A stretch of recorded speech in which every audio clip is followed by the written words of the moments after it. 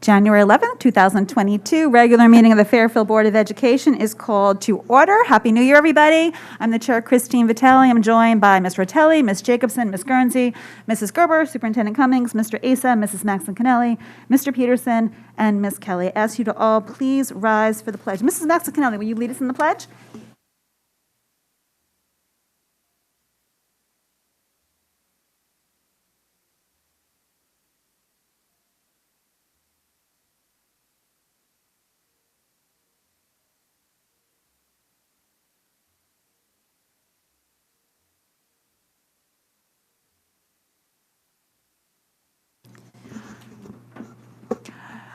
Before I hand it over to our students, I again want to wish everyone a Happy New Year. I know this year is probably not starting off the way that we had hoped it would, but I hope that everybody had a fun and healthy and happy holiday season, a nice break.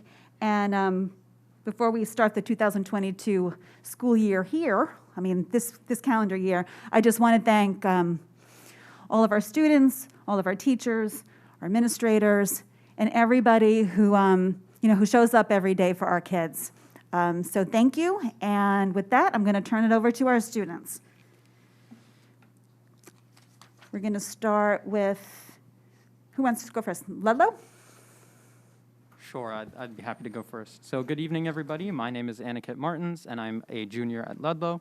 I'd like to begin by following up on the updates about Candlelight and the holiday season performances last month. The Ludlow Music Department put on 5 incredible after-school performances of Candlelight and an in-school performance to seniors on December 23rd, which was also live-streamed to the rest of the student population. In some more recent news, the FLHS Counseling Department is offering a 4-year college planning night for junior parents, which began at 6 p.m. today on Zoom. The presentation includes information on Naviance, standardized testing, and financial aid, among many other items. Paul Ostick, and Admissions Director at UConn, and Nakia Latang, the Associate Director of Undergraduate Admissions at Fairfield University, will be speaking to the parents. That's all I have for tonight, and I'd like to pass the mic to Reed. Good evening. My name is Reed Childers. I am your senior Board of Ed representative from Fairfield Ludlow High School. Because we've been on winter break since last meeting, I really only have 3 things to report on today. The first thing I'd like to address is how Ludlow and just the state of Connecticut have been dealing with COVID recently. I'm sure, as most of you know, the state is no longer implementing contact tracing in schools, and the quarantine has been moved to 5 days. In order to still combat the spread of COVID, however, at Ludlow, we have moved the sophomore class back with the freshmen to the small gym for lunch. The next important thing happening at Ludlow is that our midterms are coming up. Given snow days and weather-related closures, Ludlow pushed the administration of midterm exams back by 2 days to allow sufficient opportunities for midterm preparation. Additionally, because days 2, 4 were canceled last week due to the weather, this week Ludlow is administering those classes on Tuesday, Wednesday, and Thursday. Students have expressed their opinions regarding midterms and admitted to increased stress due to the missed school days last week, students who have had to quarantine, and teachers who are still working to finish the syllabus on time. Most students feel that the gesture of canceling midterms would reduce a lot of that stress. Lastly, the Fairfield hockey team, made up of students from both Ludlow and Ward, is currently undefeated and first in the FCAC. Thank you for your time. Thank you. We hear our update from Ward now. Good evening, ladies and gentlemen. My name is Lynn Sinola, and on behalf of Fairfield Ward High School, we hope you're all having a wonderful new year. To start things off, the students of Ward will begin their mid-year assessments next week from Thursday to the following Tuesday. Mr. Cavanna hosted a homeroom meeting yesterday explaining the grading system and the schedule next week. Students have already begun their preparations for midterms and all anticipate great results. Hi everyone, I'm Emma Feckety, a senior and student representative for Fairfield Ward. Over the last few weeks, Ward has been very successful in multiple sports programs. Over the holiday break, our boys basketball team won against Fairfield Prep and were named the holiday tournament champions. Our Stampede dressed in white and was extremely supportive of our players. Both the girls and boys basketball teams play St. Joe's tonight, and we expect great results from both teams. Additionally, our Ward wrestling team got 3rd overall out of 82 of the best teams in New England in the George Bossy Lowell Holiday Classic. Will Ebert came out in 1st place and Ben Zuckerman in 2nd, so a huge congratulations to them and the rest of our athletes as they continue to get wins throughout their seasons. And today at the College and Career Center, we had our Fairfield Fire Info session where students got to meet the Fairfield Fire Department and learn about becoming a professional firefighter and hear about the process. They will be able to discuss the benefits and what it's like to be a firefighter. In addition, this Friday, Fairfield Ward students are invited to attend the Gap Year Fair, where students are welcome to explore the numerous Gap Year programs that are available to them. This program will be attended at Fairfield Ludlow High School on Friday, January 13th. We would also like to acknowledge and congratulate Mrs. Murphy, one of our outstanding teachers at Ward, for being selected as state winner of the 2022 National Daughters of the American Revolution Outstanding Teacher of American History Award. Way to go, Mrs. Murphy. We're really proud of you. And in more great news, I would also like to acknowledge that the girls basketball team earned Team of the Week this week, and Coach Danko, who recently got his 450th win during his 28th season at Fairfield Ward. Congratulations and go Ward. Thank you. Do we have any questions? Nope. Thank you very much for the reports. And just to our musicians for Candlelight and Carillon, it was a real joy just to be at those concerts and to hear your beautiful voices, and so excited that our sports teams are doing so well. So congratulations to everyone as they continue on in their seasons. Thank you for your report. You guys are welcome to stay, or also welcome to get on with your evening. Okay, moving on to public comment. At this time, we invite the public to give comment on any agenda items.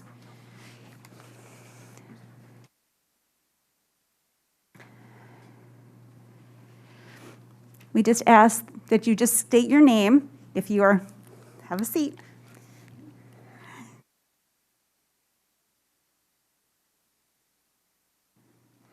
Hi, my name is Grayson von Blumenfeld. Today, I'm here to speak for Math Academy, a well-designed program for elementary students who need harder math. How would you feel if the teachers did not call on you because you always knew the answer to the question? According to the experience of most of the current Math Academy students, that has happened a lot in regular classes. I love Math Academy, and I've talked to my classmates, and they all love this program too. I want to give you some reasons why you should not stop Math Academy. I am always eager to learn new things in school, but with the repetitive curriculum in the school year, half of the school time I am bored in class. That also might cause trouble because the teachers might not think I'm listening. I was worried people would call me nerd because I love learning. Some kids, like us, might be afraid to be themselves and have to pretend to be troublemakers or class clowns to get attention from the teachers. When I heard I would be in Math Academy at the end of 3rd grade, I was so happy I would be with other like-minded students for the next 2 years. Finally, I can be myself and I won't have concerns when I go to school.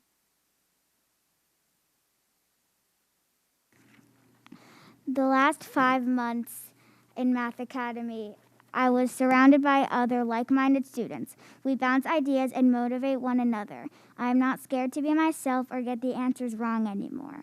My teacher, Mrs. McCoy, always encourages us to share our thoughts and opinions, and we never get judged. Replacing Math Academy with a couple of hours of extra math is not enough for these kids who are really good at math. The same as people who go to professional schools with their talent and passion. The accelerated curriculum of Math Academy is perfect for kids who learn quickly and get bored of the regular curriculum. The different learning paces should be designed for different groups. Please do not waste the talents of the students who can absorb the knowledge at a faster pace. There is no other program in Fairfield that can replace Math Academy. The teachers are excellent and they make us feel like we belong in Math Academy. There has never been a bad day in 4th grade. Identifying academically gifted students early on in their education will put them on a track to greater success to the benefit of society as a whole. Please do not close Math Academy for future students. This experience will benefit them forever. Thank you for listening. Thank you for your comment. Would anybody else like to come forward? If you're over 18, I just ask you also add your address when you give your comment.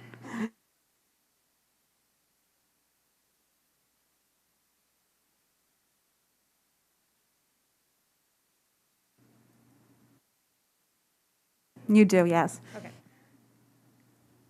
My name is Randy Cohen. My address is 200 Lloyd Drive in Fairfield, and I'm here to speak about Math Academy. The #1 math standard in our district is productive struggle. The educational team has said all students are expected to engage in this. I've shared feedback from numerous current Math Academy students with the board, and unfortunately, the standard was not met for them until Math Academy. Many were marginalized, ignored, or treated as primarily teachers' helpers rather than learners. Some were even pathologized due to acting out from the understimulation and sat in the classroom year after year, untaught. The new replacement program does nothing to address this daily classroom situation. Equity means not that all kids get the same thing, but that all kids get what they need. What do rapid math learners need? From the COGAT educational recommendations for students who score highly, the single greatest need of very able students is for academic challenge. This often requires instruction, particularly in mathematics, at a level several years in advance of that received by age mates. Students become learners when other members of the group have equal or greater competence. Try to devise groups in which very able students will be learners and not just explainers. So, rapid math learners, like all learners, need to be challenged, and for many of them, this requires acceleration and a learning peer group. Math Academy does a great job of providing these things. The new enrichment program does not. What about the opt-out students? Unfortunately, a full solution is not possible for them unless acceleration can be delivered at the home schools. Why not deploy math specialists, though, to provide them some educational support? To address transportation, we could add Math Academy students to existing Holland Hill bus routes.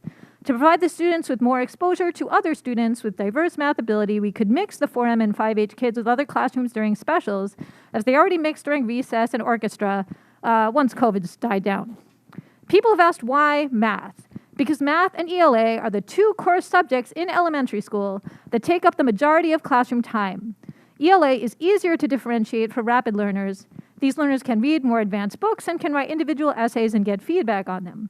Also, it would be great to devise ways to give the advanced ELA learners and other advanced learners more support, and Math Academy is in no way preventing this from happening. In closing, I ask the board to please allow this program to continue, for the simple reason that these kids matter too, and they deserve to be learning during their time in the classroom. Thank you. Thank you. Would anybody else like to come forward at this time?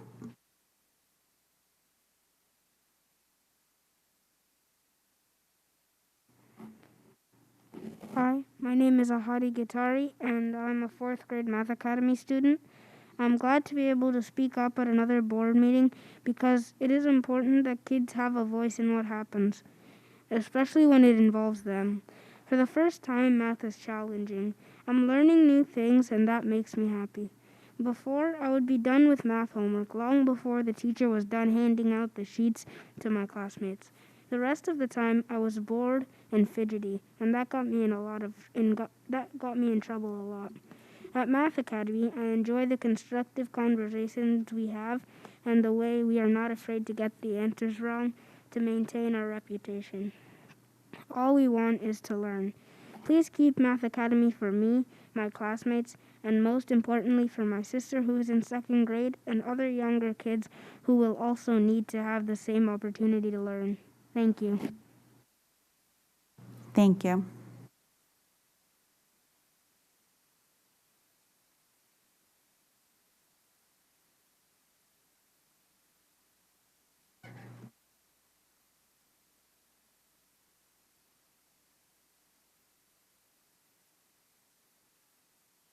Have to just hold the button on the bottom, on the base. Wait, hold it down while you're speaking. Yeah. Hi, my name is Bonnie Maya. I give my address, 83 Shadowwood Road.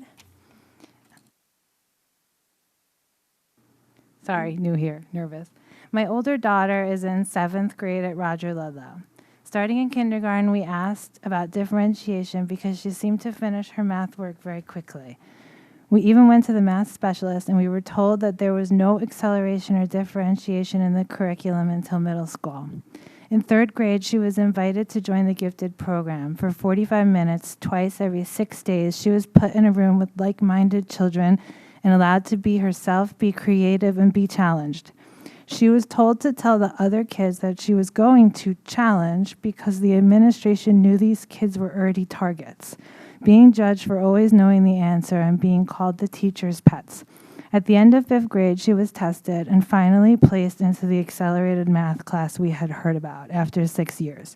She was given a lengthy packet and expected to learn all of 6th grade math on her own that summer.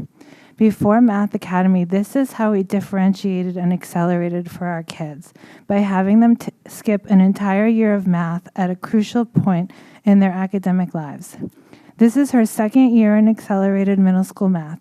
We have realized that many of her good friends, her very good friends, are actually from her math class. So after many years of sticking out, she finally fits in. I have seen such positive growth in her during these last 2 years. Last May, my 2nd daughter was invited into a new program called the Math Academy. Because of our experience with our older daughter, we knew we wanted Emma to participate in this program. My daughter is happy. These children are not made fun of for knowing all the answers. They are not sitting quietly while they wait for others to finish the work. They are challenged every day in every way. In a time when mental health is so important, these kids made the biggest decisions of their lives to switch schools during COVID, and they are happy. They are happy to be with each other. You can see them all in this room, some of them.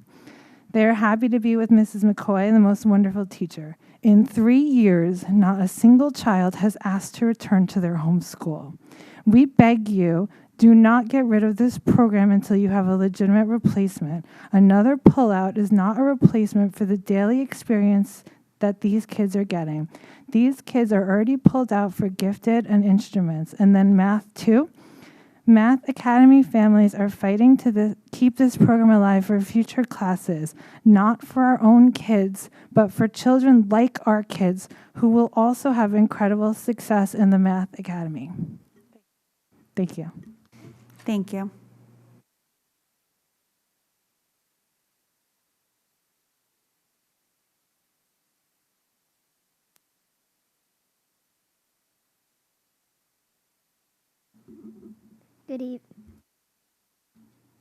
Good evening. I'm Talia Baker, and I am currently in the 4th grade Math Academy. Before Math Academy, I would always go to school dreading math. I felt so out of place and like I didn't belong. I was called a smarty pants and a nerd by my fellow classmates. I would come home from school crying, and when my teachers told me to play Prodigy or Freckle, the games would give me questions that were too hard for me just because I knew one other thing at that level. I was very, very frustrated. My parents enrolled me in a math program called Kumon. It helped a little, but I still wasn't getting the time with teachers I needed. Then Math Academy came along. I am not afraid to ask questions and then get laughed at, and I feel so much better now that I am being challenged. I am not stressed or frustrated in a bad way anymore, only in a good way. There is no doubt that Math Academy has helped me to an extraordinary extent, and I feel much more confident and comfortable in class now. Last year, you were so helpful to grant us Math Academy.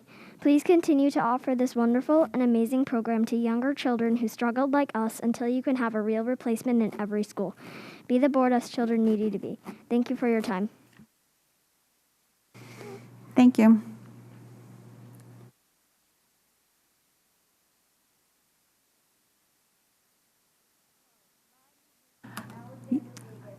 Alexander, can you just press the button on the base? Hold it down while you're talking. My name is Alexander Vegas, and I am a current 4th grade Math Academy student.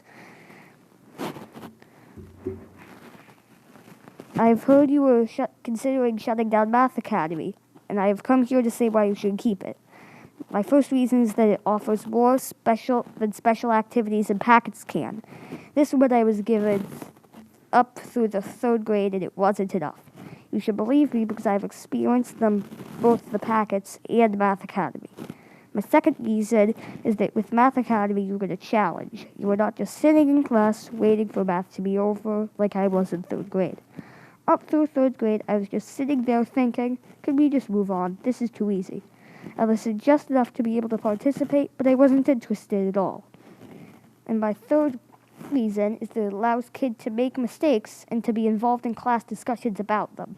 Before Math Academy, I didn't take part in discussions about mistakes because I always saw the mistakes right away, and I didn't want to go with the discussion for everyone else. I also didn't have a chance to or have thoughtful questions because the material was too easy. Now I am more challenged and actually pay attention to class. I make my own mistakes and have learned that's okay. I don't see the answers right away, and I have to think hard about my mistakes and the ones my friends make. Please consider keeping Math Academy because it has changed how I feel about school, and other kids should have the same opportunity in the future. Thank you. Anybody else?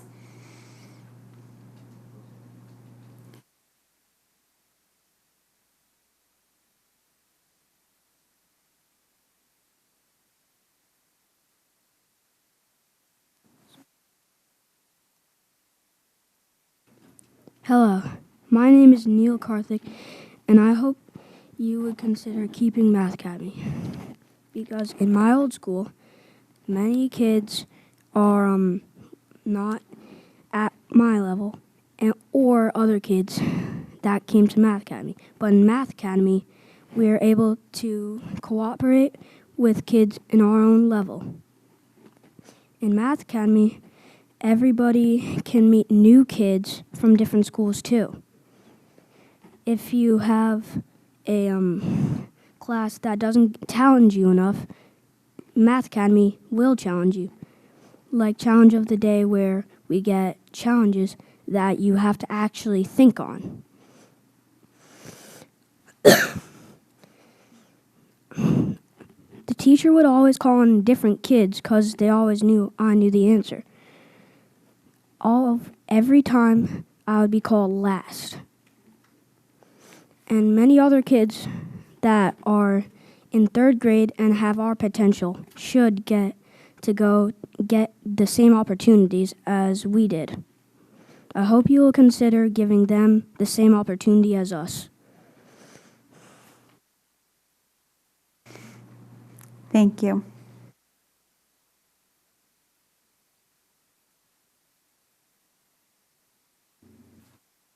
I'll not take too much time of the board.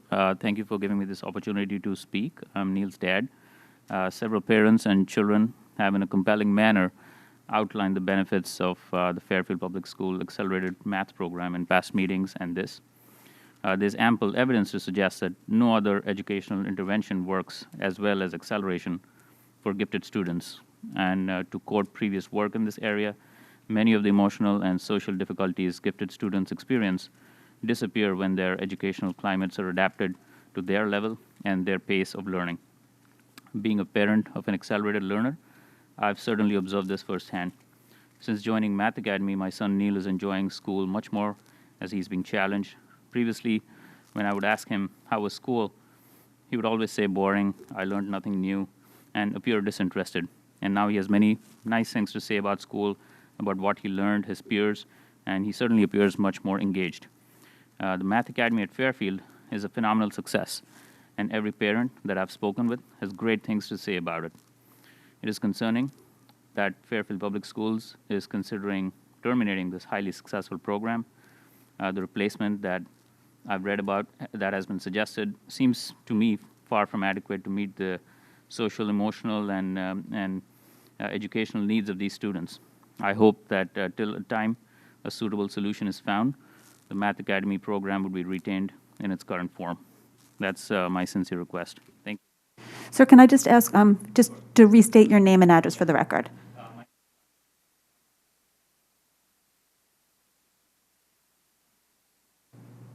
Thank you.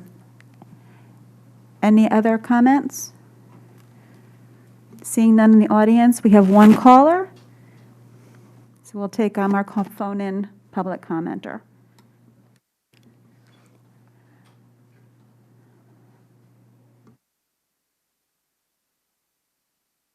Hello, can you hear me? You can. Just please state your name and your address for the record. Sure. Abigail Keys, 179 Fairview Avenue, Fairfield. Thank you for working on behalf of our kids. I'm here to speak also about Math Academy and meeting the needs of elementary school rapid math learners. Math Academy may not be the best answer, and the current iteration may need tweaking. However, ending Math Academy outright without a real alternative is irresponsible.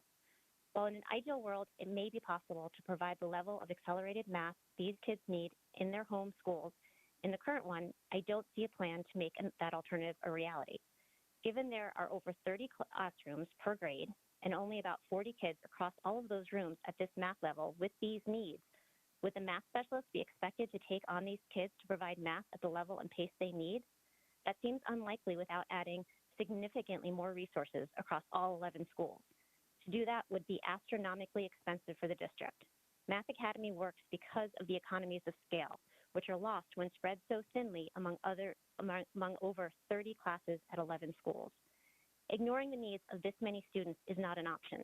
There need to be real options presented, and so far I haven't seen any. In older grades, kids are given different options for math education, and there needs to be options for the younger grades too. However, there aren't enough kids in any one elementary school to make it viable without pooling the population.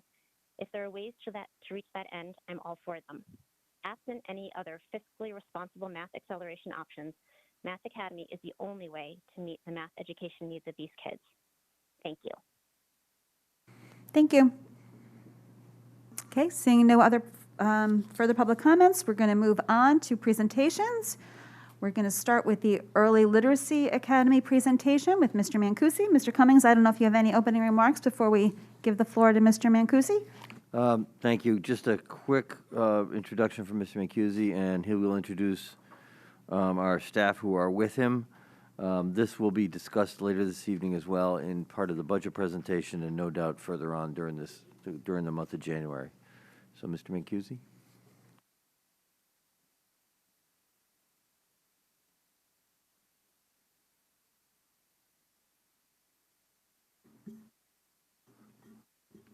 Give me 1 second, please.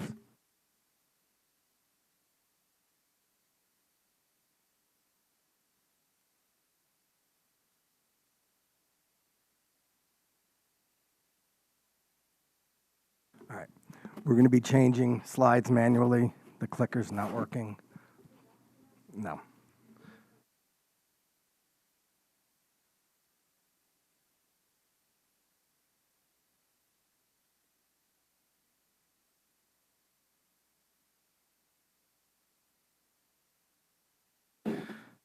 Okay, good evening, everybody, and Happy New Year. We're very happy to give you a brief update of the Early Literacy Academy, which began this year at McKinley School.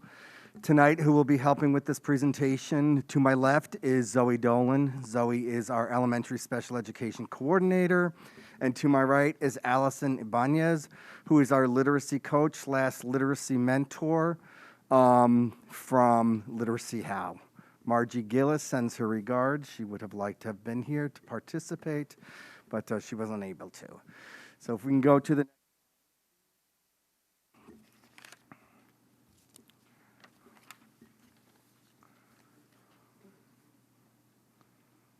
Okay.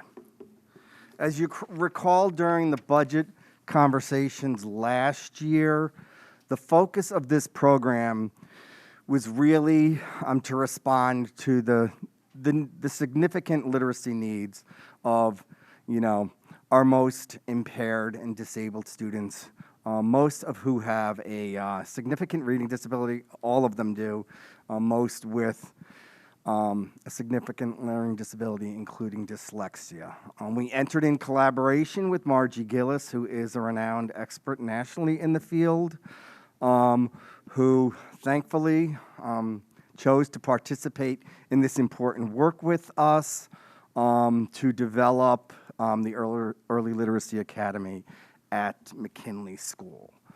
If we can go to the next slide.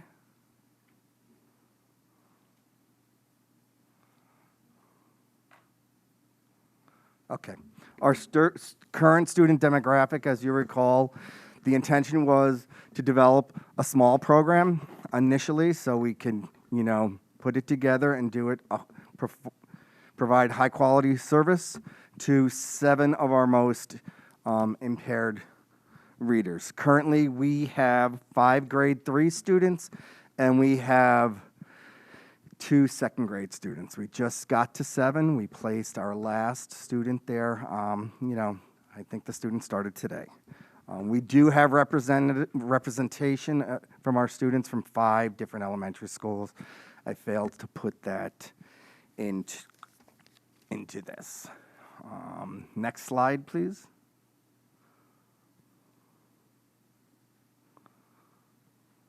Okay, this is just a cost comparison just for you to understand that not only do I believe that we are providing a high quality program, what the cost comparison to keeping this program in district and these students in districts versus, students who would otherwise be unilaterally placed or PPT placed at approved private special education programs that service literacy needs of students. So the costs of our staffing this year, which includes 1 special education teacher and 2 literacy paras, is $199,281, and that is an actual cost for the 3 staff members in the Early Literacy Academy. That's a cost of $26,269 per student.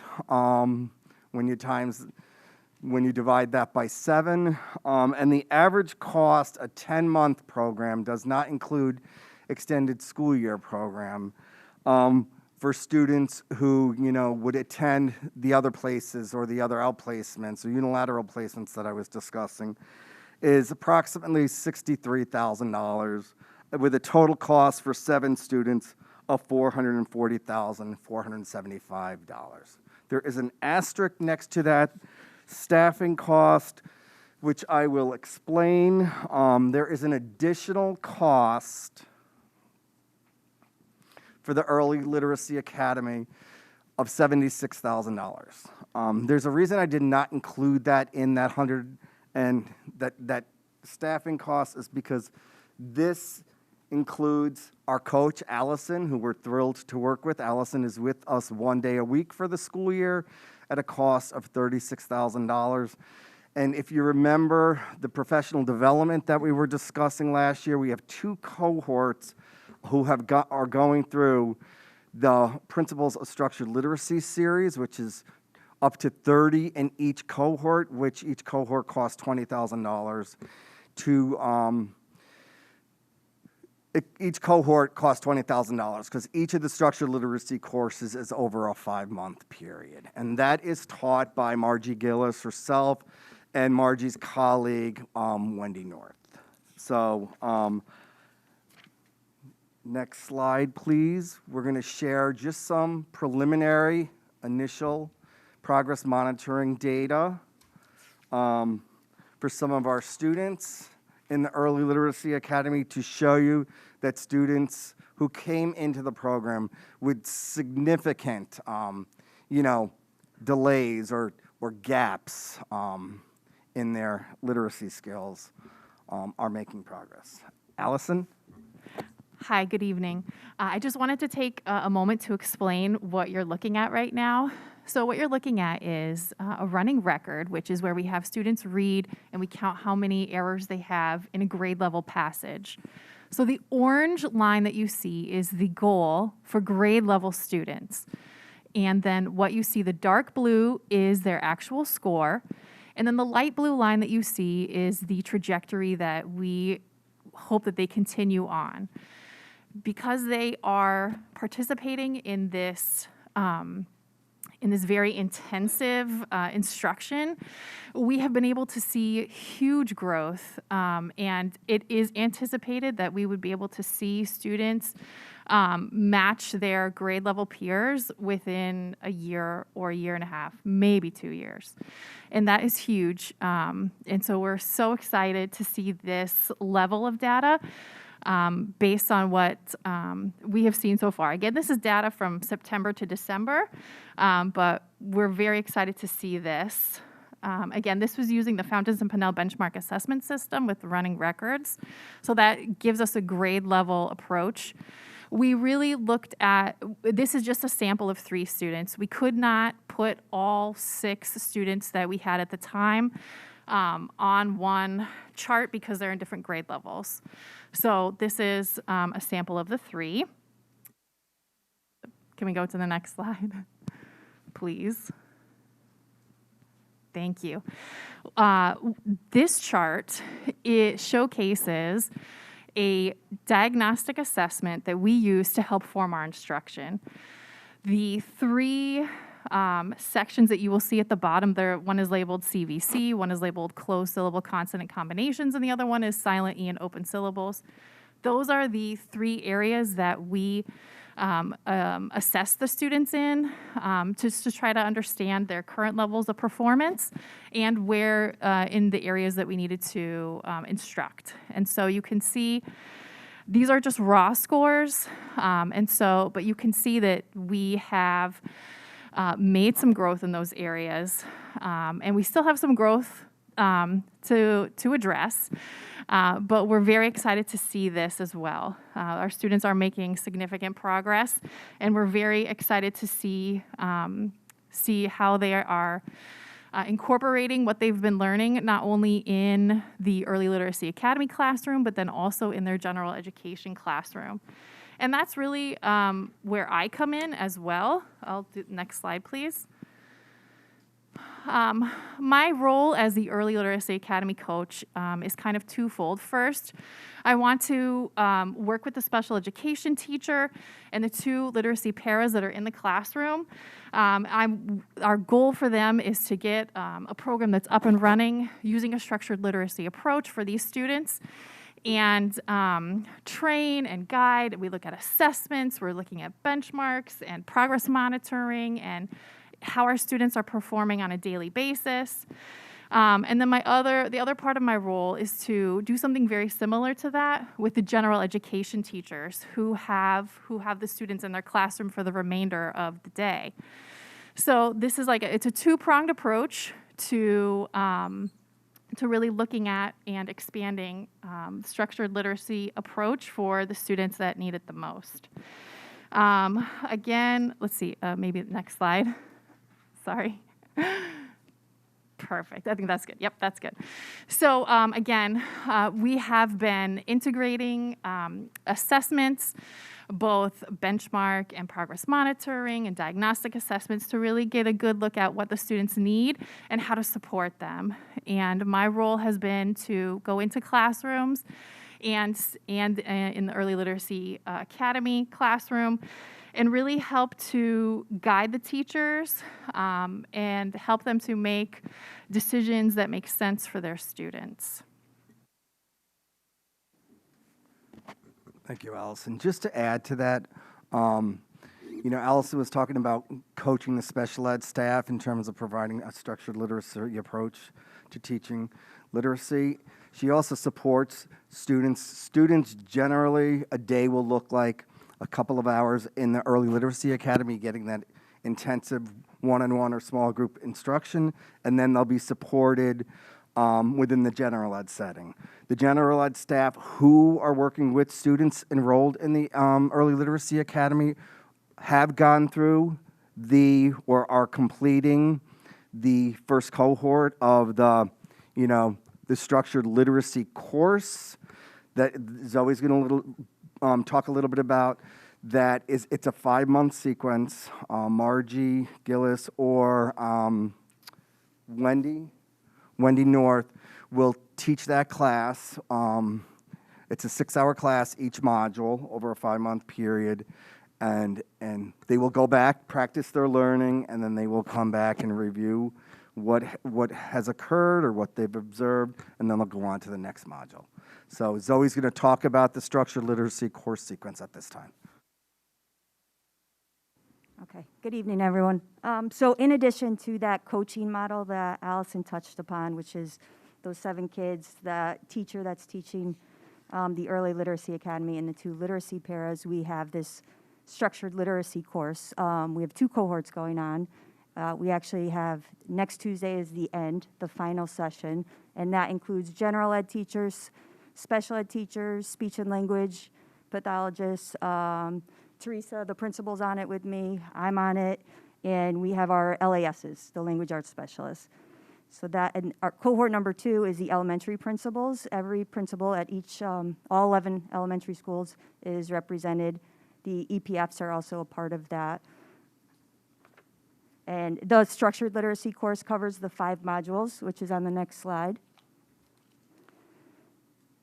So each of the 5 modules is broken down into, we spend a good deal of time understanding and assessing specific learning disabilities, especially dyslexia, the role of phonology in reading, the alphabetic principle in phonics, building on the foundation of phonemic awareness, advanced phonics and morphology instruction, linking sounds, symbols, and meaning, grammar and syntax, the building blocks for comprehending and writing sentences, and then the last module, which we began today, was semantics, strengthening vocabulary and comprehension. So it's been a multisensory approach for everyone that's a part of it. We've had great feedback, and it's impacting all 11 elementary schools. So this is just a slide of the members of the Early Literacy Academy at Mckinley School. It's led by our principal, Teresa Gingrave, who we're very excited. She's as committed to this work as we are. Our special education teacher, Erica Mueller, who unfortunately sends her regrets. She wanted to be here but could not be. We have our 2 literacy paraprofessionals. We have Allison Ibanez to my right, Wendy North and Margie Gillis, who are our instructors, and Margie is really our primary consultant on programming. And then, of course, our coordinator of elementary special education, Zoe Dolan, who oversees the program as well. That's a brief overview of our Early Literacy Academy. You will be hearing more about that as we go into the new budget cycle, as Mr. Cummings reported. If there are any questions at this time, we'd be happy to answer them.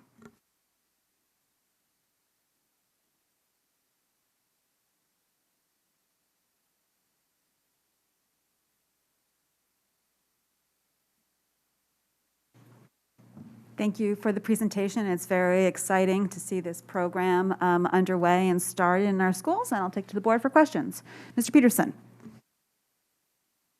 Hi, thank you, and thank you for the presentation. You actually answered many of the questions that I had written down previously, so that's always nice. A couple of basic questions, and I know you can't get into individual student anything. In general, would these 7 children have been outplaced but for this program?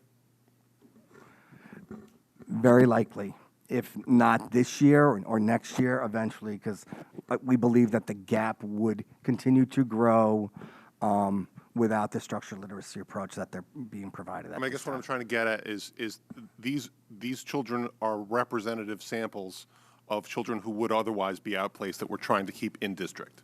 Yes. All right. And thank you for, I was wondering why you didn't include all the graphs, so I appreciate your answer to that. But I guess my question as far as the progress is, how does that track with kids who are outplaced and in existing programs? Are we seeing better outcomes in the months that we've tracked versus outplaced kids? Anecdotally speaking, I can't answer that question, but I will say, I would put this, I think this program, our Early Literacy Academy, is, developing into a very formidable program that is going to be a gem in this district. I get that, and I get that small numbers, there's not much you can do other than anecdotally, but really the question is outcomes, and so that's why I asked the question. But thank you. Mr. Asa. Thank you for the presentation. I do have a couple questions regarding your financial slides. So where it's the staffing cost of a special ed teacher and 2 paras, they've been servicing 6 kids now, as of today, 7. So I understand where you got the cost per student, but theoretically, how many students could that staffing structure serve? My reason for asking is, what would that drive the cost per student down? Not that I'm trying to put a number on a kid, but it begs the question. We believe right now, since this program is in its infancy, it's 4 months old, We wanted to keep it small. We wanted to keep it at 7. We are going to be discussing through the budget process expanding the program to 14 students. So, you know, in terms of the cost savings, you can double those numbers and double the number compared to the outplacement. Last year, we had discussed at the time, we had, in terms of the outplaced average cost of the 2 schools that we were using to figure out our average costs for outplacement, we're using the same 2 schools. Last year at budget time, we were spending about $800,000, and that's for last year for students who are outplaced. Okay, so so I guess the answer is down the road, saying this staffing level could support 14 kids? 1 teacher, 2 literacy paras to support 7 kids right now. Okay, so you're saying if you were to eventually double it, the cost would be double, so the savings would increase because there's more kids, but it wouldn't drive the per cost per student down. You're comfortable with this number? It would be about $26,000 per student, which Okay. is a significant savings, and we're getting to keep Mr. kids in this- Mancusi, I'm not arguing that. I think this is a very worthwhile investment. I think anytime we can invest in this district and our kids when they're young and catch the issues early to keep them in our district and, you know, help them stay and grow and learn is a no-brainer. So don't get me wrong there. I do have a couple other questions.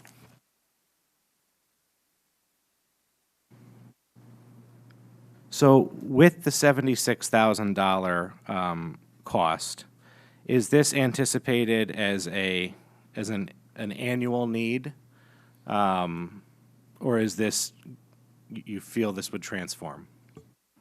Well, we put this again into the budget next year so we can continue to train special ed and general ed staffs and the principles of structured literacy.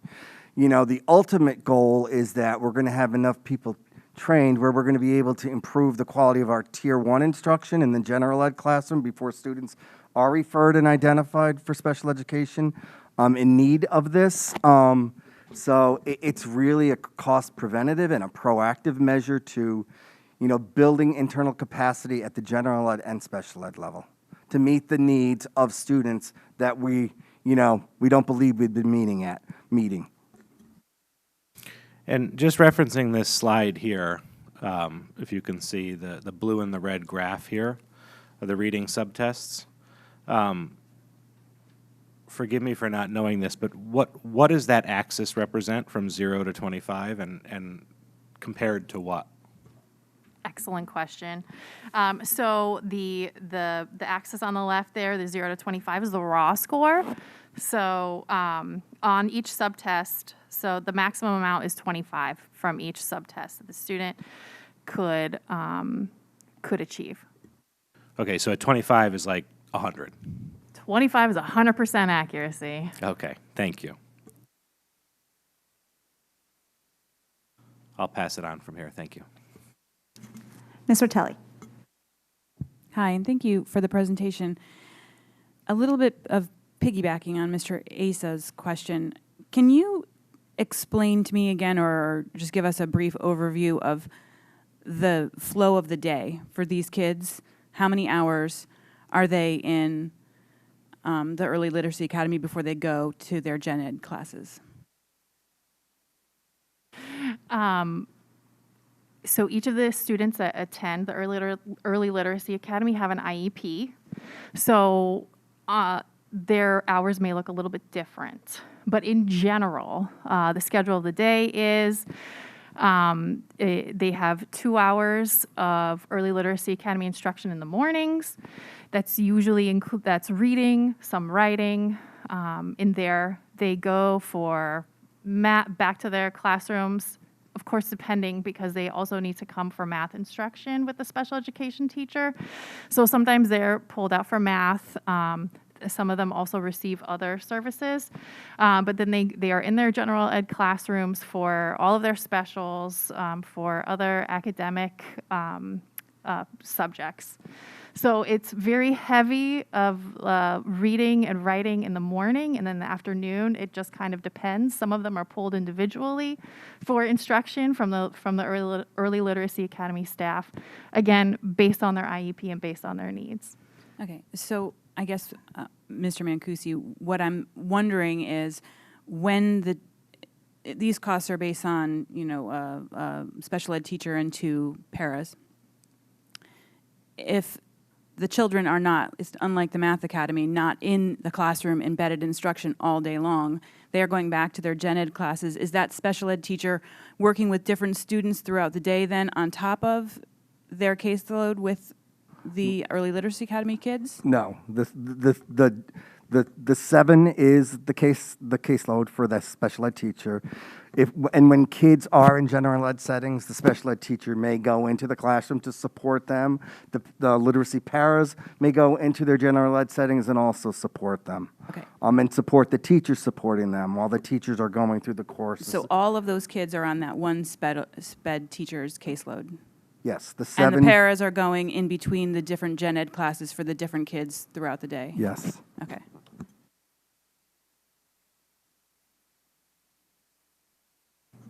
Ms. Jacobson. Just a quick follow-up on that. So the students that are not from McKinley zone, they stay at McKinley for the full day? They don't go back to their home school? That's correct. They, their parents have chosen to keep them full-time. And I will say, when we first presented this last year during budget season, we had talked about a split day, and we had talked about the old Giant Steps location as a potential site for half of the day and then going back. There was some input from board members who thought that transition for young children would be, less than ideal for them. And, we agree. So, the program ended up being at McKinley. We did an orientation for all the parents. We had parent meetings because there was some concern about leaving their home schools, especially from the parents from the 4 schools that are not McKinley. But I can tell you, I think the parents are very happy they made the decision with us to place their students in the Early Literacy Academy. Okay, thank you. Ms. Kelly. Hi, thank you for this. I just had a quick question, and maybe this was addressed earlier, like when it was first put together, but just for my benefit, what does the off-ramp look like for this program? So for these kids who are they in this until 5th grade? Is that the goal? And then just a little bit more of what happens after. Or what? The goal is to get them on grade level, to be able to perform independently on grade level. Each student, I will say the length of time that a student spends in an intensive program like this really depends on the individual student. Right, so those kids who are currently in there, let's say that we get them to grade level in 3rd grade, do they then stay at McKinley?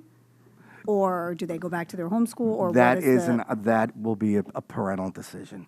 When parents decided to place their children with us in the Early Literacy Academy, it was with the understanding that they will remain at McKinley School. If they graduate from the Early Literacy Academy and the family chooses to return their child to their home school, that's a family decision. Ms. Baskinelli. Thank you. I've got a few questions. You used to piggyback on Ms. Kelly's questions regarding the decided. Can a parent say, I'm refusing this program and I'm insisting on the $62,000 outplacement program? No, not if we feel we can provide an appropriate program. I'm just checking on that. Yeah. And I would also say that based on your description, while this is not a full-day immersion, that they are having time with their peers who aren't in the program, it does sound like it is a full day, though, of immersive support in that whether they're in the separate classroom or in the general ed classroom, it is a full day supported program. It's a full day supported program. That's why the general ed teachers who work with the students who are placed in the Early Literacy Academy are all going through the structured literacy training, and that's, why the paras and the special ed teacher and Allison, when she's with us one day a week, will rotate in the classrooms that the students are in general ed settings. So we can support them, and we can support general ed staff supporting students in general ed settings. Which brings me to my next question, is that how do you see the teaching of the not that this is your area of expertise, but how do you see this changing the teaching of the regular ed ELA curriculum? This is an excellent question. So I don't know if I would use the word change. I would maybe use the word addition, right? So structured literacy is an approach where we take the science of reading and we give teachers the background knowledge through the coursework that they've been receiving. And then, for example, I go into the classroom and then I show them how to do what they've learned, right? So we're increasing their background knowledge and increasing their ability to understand how to implement certain strategies that they've learned within that course program. And so to answer your question, I don't know if our role as coaches and mentors is to take teachers where they are with their knowledge and strategies and tools that they already have, and then supplement with what they've been learning in the coursework and what we can provide as coaches, and model certain lessons, how to do things, certain strategies like that. So our goal is to add to what the teachers already know and what they have learned, and supplement in that way. All right, so this is going beyond you, but I would, through the chair, either to Mr. Cummings or to Dr. Zavjanzik, this is a change, and it is a profound one from what had been the method of teaching, and it does represent a newer movement back to the old stuff, back to, from phonics on. I'll just use that as a reference, not the 5 points. So my point is that I hope this does represent change. I hope that we as a district are tracking how it is going to have an impact on that curriculum. It is a curriculum coming up for review, and I hope this has a profound change on how we teach, because change, in again, my opinion, is desperately needed. And we didn't know that 5 years ago, but we know it now. So I hear your point speaking from your perspective, but I would just say to staff, I'm hoping that this represents a seismic change and a moving of our staff to a new place.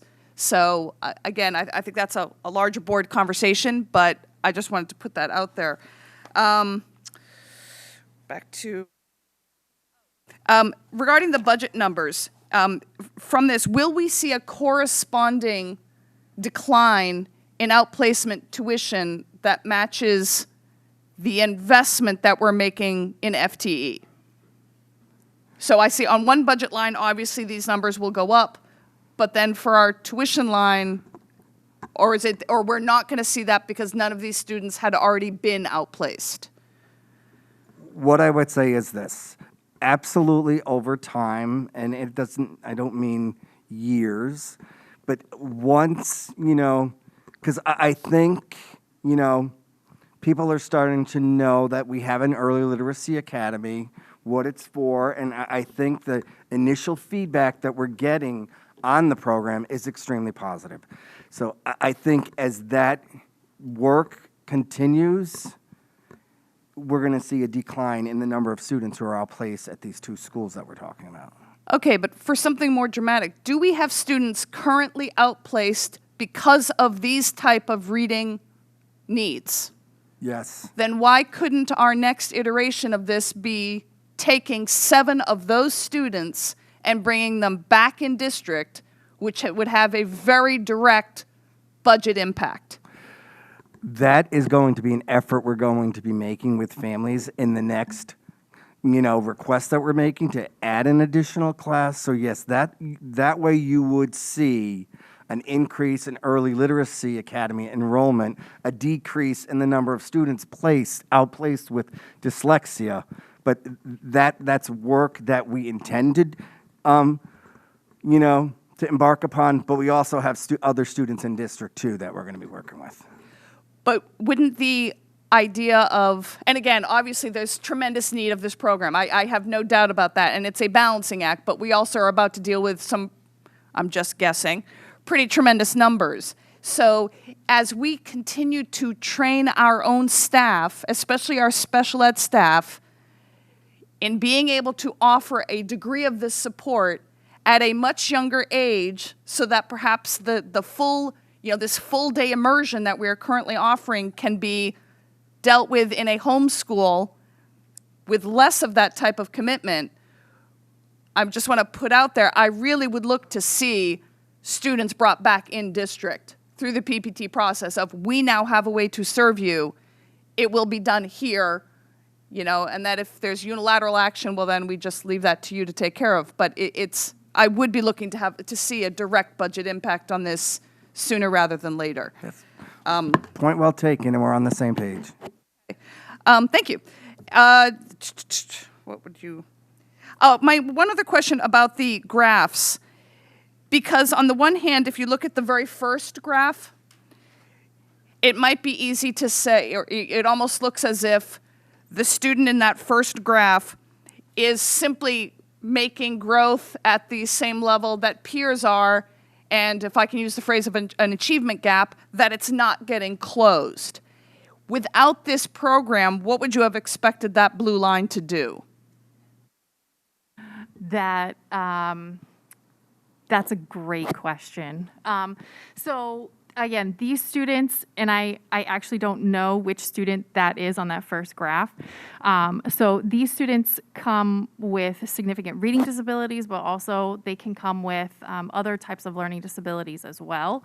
It would be difficult for me to say, oh, we wouldn't see any growth or whatever, because I'm not even sure what program they had before that. But what we're seeing now is results from this very, very structured program. And so I don't think I'm able to answer your question. Okay. I feel comfortable saying that we would not be seeing the level of progress in students' growth that we're seeing now if they were not enrolled in the Early Literacy Academy. Fair enough. I was just wondering. And I think that was, sorry. Oh, the only other question I had is, and again, this might be a question to Mr. Cummings, I'm not sure, and I can't describe it better than this, but I know that we've been looking at a reading program at Burr for a couple of years. How is that operating in terms of training our teachers? How is that similar or different from this? I mean, is there anything that's connected, that's working together, or are they different directions? I don't recall. There are different approaches to reading instruction. The Burr program has concentrated at the beginning really on writing more than reading. They held off on the reading approach, so it's different in that respect certainly. But you spoke earlier of what I would call, in listening to you, what I would describe as like almost a sea change in the way we're talking about reading. To some degree, the two programs they come at reading instruction in two different primary approaches. There's a philosophy behind them that is different. It's not to say that they're incompatible by any means, but it speaks to the need to train, to work with our teachers to address reading needs in a variety of approaches that best fit the needs of the advanced reader and the reader who might need far more instructional support like a program like this supplies. And there's a continuum of reading instruction based on the continuum of readers, if that makes sense.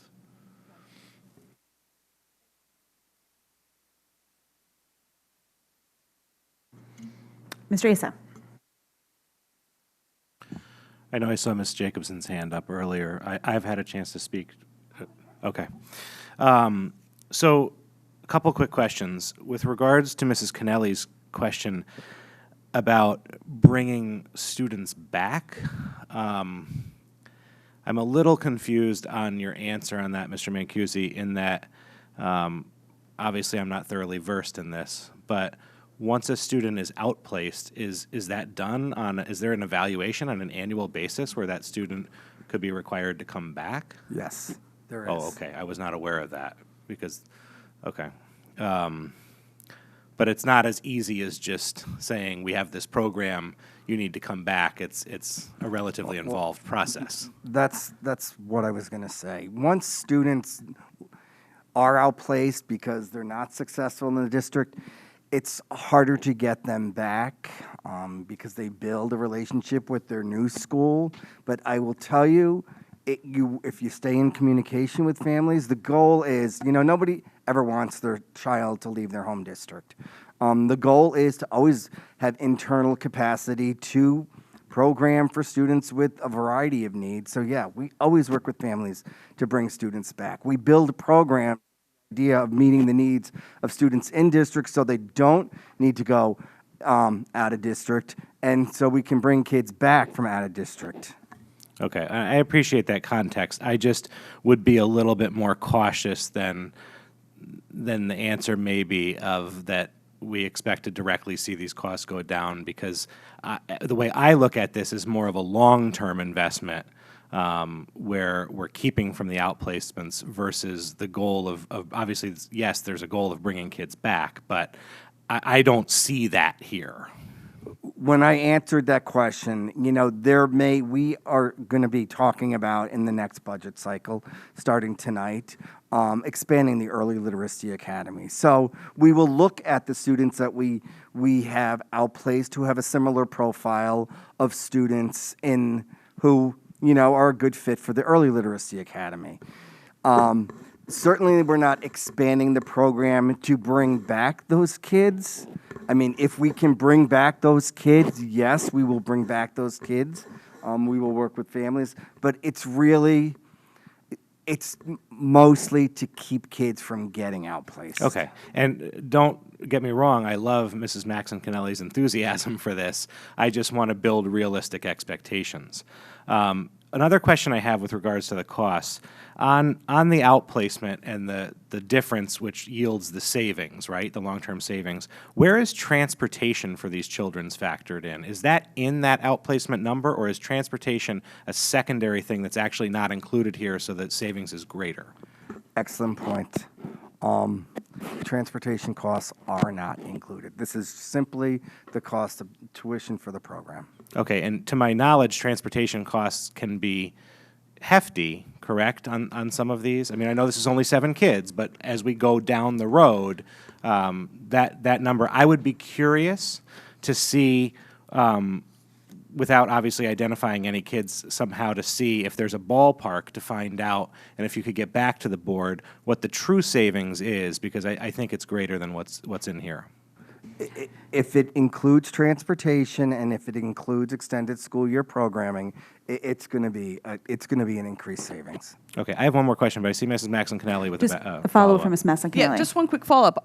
If it's a separate bus, I understand there's a transportation cost. However, if it's transportation from the home school that becomes the first pickup on a already existing McKinley line, there's no transportation cost.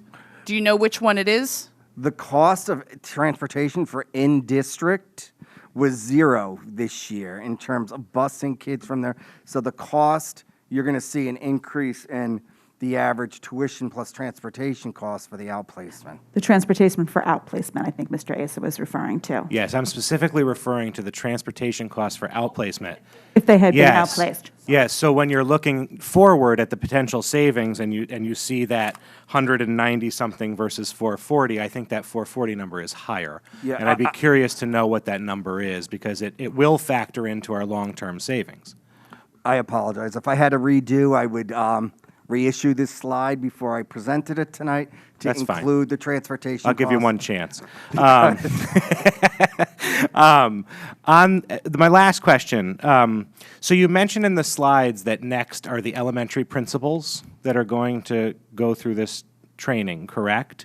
When I remember us talking about this, the idea was also to be able to better identify kids in K through 2, right? So before they got to the 3rd grade, that we found this. So can you just briefly describe the calendar or the schedule of when the in-depth training to the K through 2 teachers is happening, and is it over a couple years?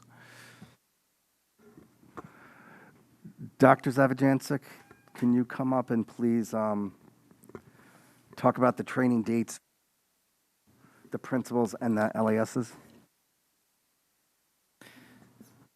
Good evening, James Zavajancic, Executive Director of Instruction and Curriculum.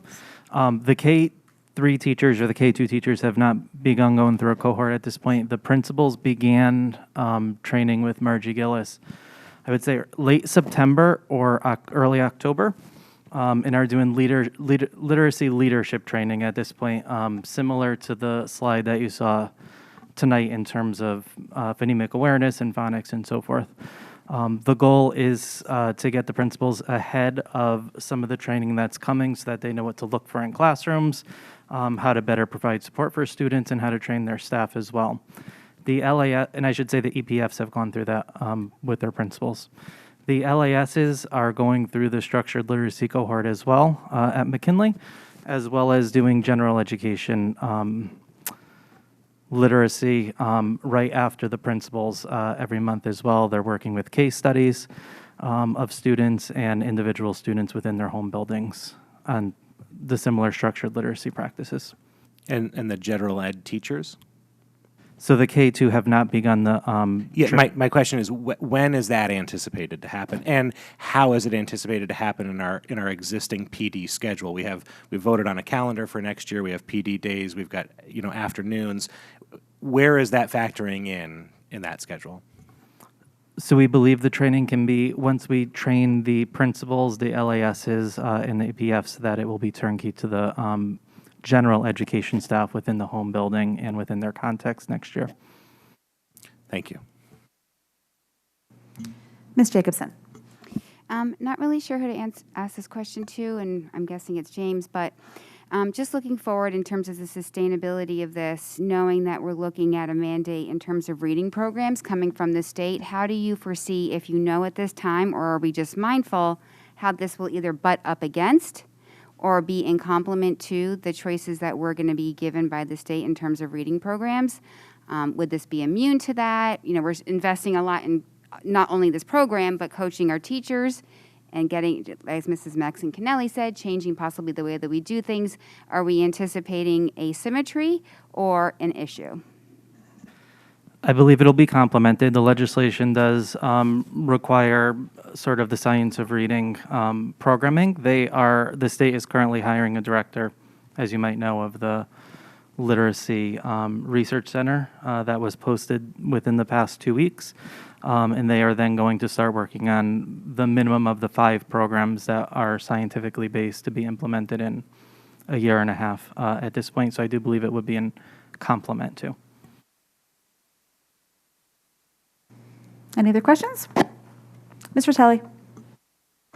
It's not really a question, just sort of going back to Ms. Mckinley and what Mr. Asa said. I agree that we're going to look at sort of a long-term savings here. When I think of this program, I think you're looking at these second graders, 3 years down the line not being outplaced. So when you talk about the budget, I would imagine you're going to be seeing a savings in 2-3 years from now in those outplacements and unilateral placement numbers. But I just want to say again how much I like this program. I was always concerned that it wasn't enough and they needed more of that sort of in-depth all day. But knowing that we have Literacy How consulting with our staff is wonderful. It's and having Dr. Gillis give these the structured literacy course to me is amazing. I think she's fantastic. As a parent who's been down this road, this would have been something I would have loved to have available for my daughter. So, and I think it's very important to keep this relationship with Literacy How with our kids and our SPED teachers and paras in the classroom. I think that's great.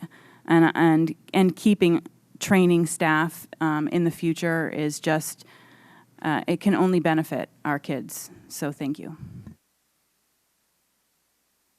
Any last questions? don't have any questions, but a request. I'm very interested in just seeing these students that you shared with us tonight for their first 3 months of the program. Maybe later on in the year, just getting an update to see. It's exciting and would like to see how their progress goes. So thank you for the presentation and for your work thus far. Okay, moving on, social emotional learning program. Mr. Mancusi, I guess you're staying put. Mr. Cummings, I don't know if you have any opening remarks for this before we just give it to Mr. Mancusi? Yeah, again, just really quickly, this presentation follows directly in around the same time of year as we were working on budget last year. As part of the budget adjustment, Ms. Jacobson recommended that we allocate some money to take a look at our SEL program, as there was a variety of programs at the time and currently in the district, and looking for some alignment and consistency across both schools and levels. We began that work in the summer. Mr. Mancusi worked with Ms. Leffert, and everybody, I think, knows Ms. Leffert, but we want to welcome her back. She's here for dual purposes tonight, one for the presentation, but she's also filling in, as we know, for Ms. DC as for HR Director. So they are here tonight with Mr. Hatzis to present where they are right now in the work and talk about where we're heading and some of the work we're doing with some of the new assessments. So again, Mr. Mancusi, Ms. Leffert, and Mr. Hatzis, thank you. Okay. Good evening again. Rob Mancusi, Executive Director of Special Education. To my right, I have Greg Hatzis, who is the head principal of Fairfield Ludlow High School. And then we have Ann Leffert, who is our contracted consultant for the completion of our social emotional needs assessment, which we are, we're involved deeply in that work right now, and we still have some work to do. We're here to give you an update tonight. Mr. Hatzis and Ms. Leffert are going to do the most of the presentation, and I will also say, not to embarrass him, Mr. Hatzis is getting his doctorate in SEL right now from Sacred Heart University, and he's completing that work, and we benefited a lot as a committee in completing the SEL needs assessment, so we will give you an update on that right now.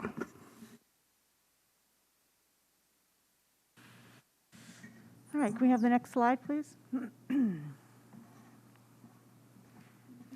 So tonight we're just going to walk you through a brief overview of really the importance of social and emotional learning, how we began our work. We'll talk about what was the impetus for our work. We'll talk about what have we done to date so far, and then what our next steps are, that plan development timeline. Can you go to the next slide? Thanks. So why are we looking at a district approach to social emotional learning in Fairfield? Why is that important? I think we all recognize that the last 2 years has been an incredibly unique time in education in our country for sure, but the mental health needs of students have been on a gradual increase. We've seen mental health needs really coming about more and more in students, really looking back over about the last 15 years or so. So this has not been an area that's been ignored. We certainly have lots of resources in our district that have been placed into the budget, resources that we've used material-wise, but we are really looking at a further development of where we are with our supports for social emotional needs of our kids. We're striving for a consistent approach being used at each level. So in some of the work that we did earlier this year, we found these number of resources, meaning materials that are being used in the schools. 12 resources are in use at the elementary level, 9 at the middle school level, and 13 at the high school level. And there's not really a consistent use or consistent training plan for those, and so that's the first piece of information we looked at.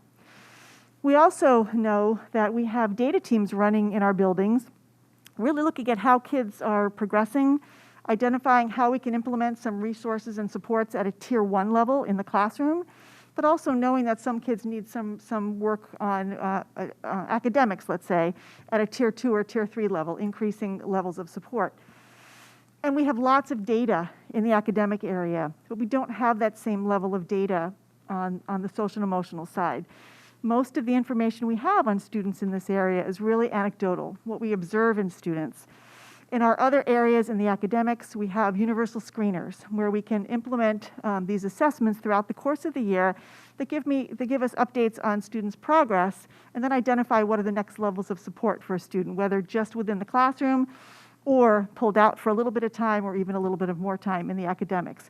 We don't have that same information in the area of social and emotional learning, and we'll talk a little later about what we're doing about that. I'm going to turn it over now to Mr. Hatsis to walk us through that introduction to social and emotional learning that we were talking about. Thank you, Ann. Greg Hatsis, head principal, Fairfield Ludlow High School. And although I'm principal of one school, I can share that this is a passion that's shared by all the building and central office administrators in terms of an important program for our children. So we'll start with the definition just so everybody's on the same page. And I'll ask you to look to the right-hand side of the slide first. This is, we call it the CASEL wheel. CASEL is an organization, the Collaborative for Academic and Social Emotional Learning. And at the core, you see 5 core concepts: self-awareness, self-management, social awareness, relationship skills, and responsible decision-making.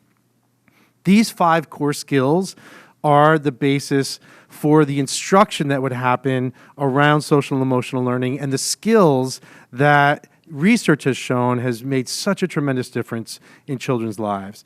So on the left is the formal definition that CASEL offers, and that is SEL is the process through which young people and adults acquire and apply the knowledge and skills and attitudes to develop healthy identities and manage emotions and achieve personal collective goals, feel and show empathy for others, establish and maintain supportive relationships, make responsible, caring decisions. As you look at those bullets, you can see that as an educator, how powerful that would be to transform not only the culture of your classroom, but the entire culture of the school.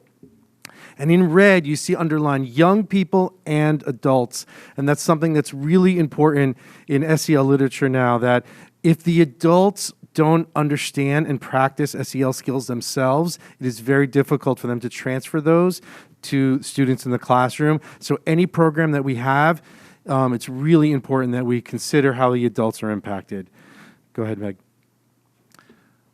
So this slide just shows you how each element of that definition corresponds to the elements of the core elements that are in that CASEL wheel: develop healthy identities, is self-awareness, etc. Go ahead, Meg. So why is SEL so important? Well, it is, I think, ingrained in all of us that academic achievement has always been sort of the hallmark of what education is all about. Luckily now that we have an incredible amount of research over the last 15, 20 years that shows that social emotional learning contributes to positive academic outcomes. This is peer-reviewed research that shows through meta-analysis an average of 11 percentile points increase in whatever it is that you're measuring. It improves student behavior, it helps students manage stress and anxiety, and improves student attitudes about themselves. And when this slide is available online, you can click on that in the bottom right-hand corner there to see all the different research articles that have a line to this. Now, what we have seen, as Ann has mentioned, is such an increase in stress and anxiety over the last 20 years in education. And what we know is that when students are dysregulated, it's biology, right? It's their amygdala in their brain that emits cortisol that overtakes your prefrontal cortex, right? The part of your brain that does the thinking and analyzing, the things that you need to be successful in school. Those chemicals actually shut down those parts of your brain that help you think better. So by teaching students strategies to reduce that or to not get to a dysregulated state, it improves their performance and their ability to be successful in school so much more. SEL also takes things beyond just our school system. And as educators, we always have committed to educating the whole child, not just as part, what they're going to do in school, but what they're going to do beyond school. And the research now has shown that this has long-term positive impact on student well-being, like their health. It addresses equity issues and social justice. You may remember some of those core concepts of social awareness and responsible and building relationships, which is what equity and social justice is all about. Reducing poverty and increasing economic mobility in districts that have not as much fortune as maybe a Fairfield. We see massive increases in students' mobility in terms of being able to make it through school systems. And that, of course, can impact every school system. And then improving life outcomes, especially students in high-risk environments. And again, the research is there and available for anybody interested. I want to address what sometimes become, in some circles, questions about why are we talking about emotions in school? I think as we grew up and went to school ourselves, we were taught you keep emotions out of school, right? You got to bear down, you got to show grit, you got to dig in, and you got to put your emotions to the side. Well, now the research, and especially around the brain and biology and neurobiology, what we have found that emotions have such an incredible impact on learning.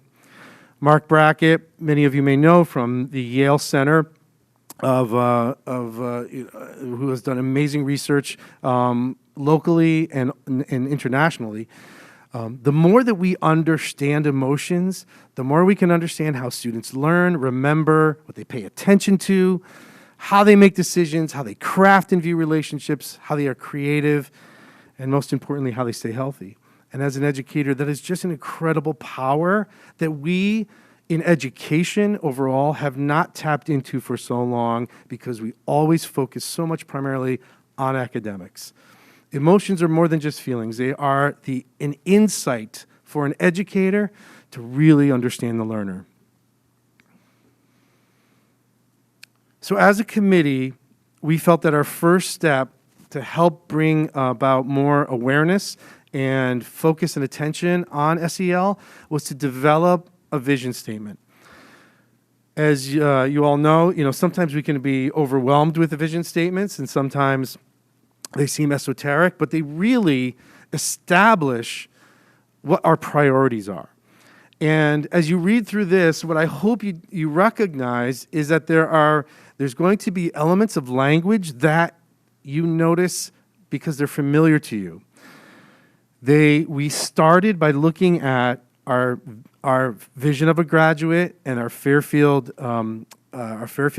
district mission statement to look and see what language is in there that we can not only borrow but overlaps with SEL. So in reading this, Fairfield Public Schools believes that lifelong learners, responsible citizens, and successful participants in an ever-changing global society demonstrate highly developed social emotional competencies. And research has shown that social emotional learning promotes academic success, advances educational equity, and fosters resilience and connectedness. And then it goes on to talk about how we want to partner with families, committed to creating environments that really do help foster those 5 core competency areas. And here, just to show some of that background, this is a chart. Again, you see the 5 core areas at the top going across in blue, and underneath each one, we had language from the vision of the graduate and the Fairfield Public Schools mission statement. So the black text is words that are present in both the vision of the graduate and the mission statement. In red is anything from the mission statement only, and in blue is from the vision of a graduate only. But what you can see is the incredible overlap. So focusing on SEL doesn't necessarily add a whole new initiative to the work of the educators of the district. What it does is it supplements, augments, and uplifts the many things that as a district we have already committed to as something that's incredibly important for our students. So what we really hope is that this mission statement after tonight is something that we can share publicly and really rally the community around the need and understand the need to develop more focused SEL instruction across all levels in the district. That was a simple statement that Mr. Hatz has ended with. But there's a lot of work behind that. So let me tell you where we started. We began in August working as a committee, and there are 13 of us on the committee representing The three, our pre-K and elementary group, our middle school group, and our high school staff members, and we have folks from central office as well. We have Lori Mediate, who is our health supervisor, I suppose. So she's working on that committee as well. So a lot of good voices as we're going through this committee work. So what have we done? We started with that vision statement, and we spent some time in this room, actually in August, banging out the language and playing with the words and really looking at what do we believe as a district really is that vision that we want to be able to help our students achieve. We then looked at the resources that the different levels are using, elementary, middle, and high. And that's what I had shared with you earlier in a slide. 12 different resources at the elementary level, 9 at the middle school, 13 at the high school. And those were pulled from the school improvement plans across the different levels and the work that's going on in SEL across all of our schools. So this is not something new. This work is currently on the ground and being worked on. We really saw that there's some work that we have to do on what's our vision for how we provide this instruction and how do we provide supports for kids in this work at SEL.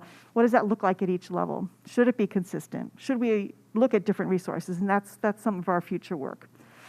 We organized a parent forum where we have representatives from every building in the district. And in October, we did a presentation to them and talked about where our work had been, where we're looking to go, got some feedback from them based on some specific questions that we asked. And they also received a separate presentation on SEL and what it is, so that there was an understanding. And we expect to work with that parent group another 1 or 2 times before the end of this particular school year. We also had a presentation planned for all of our staff members. We used a Professional Learning Tuesday where all schools presented to the school staff what is SEL. So we're trying to work on that common language across all of our staff members. We also conducted an initial needs assessment of our staff. After that presentation, what did they learn? And we asked some specific questions of them to guide some of our future work. And then we applied to and were accepted into a year 2 cohort with the Connecticut State Department of Education for that universal screening tool that I told you about. It's called DESA. We are at this point in time beginning the work of training our staff on how to implement it. And then we're looking to do the first assessment window in mid-February, a second window late May, early June.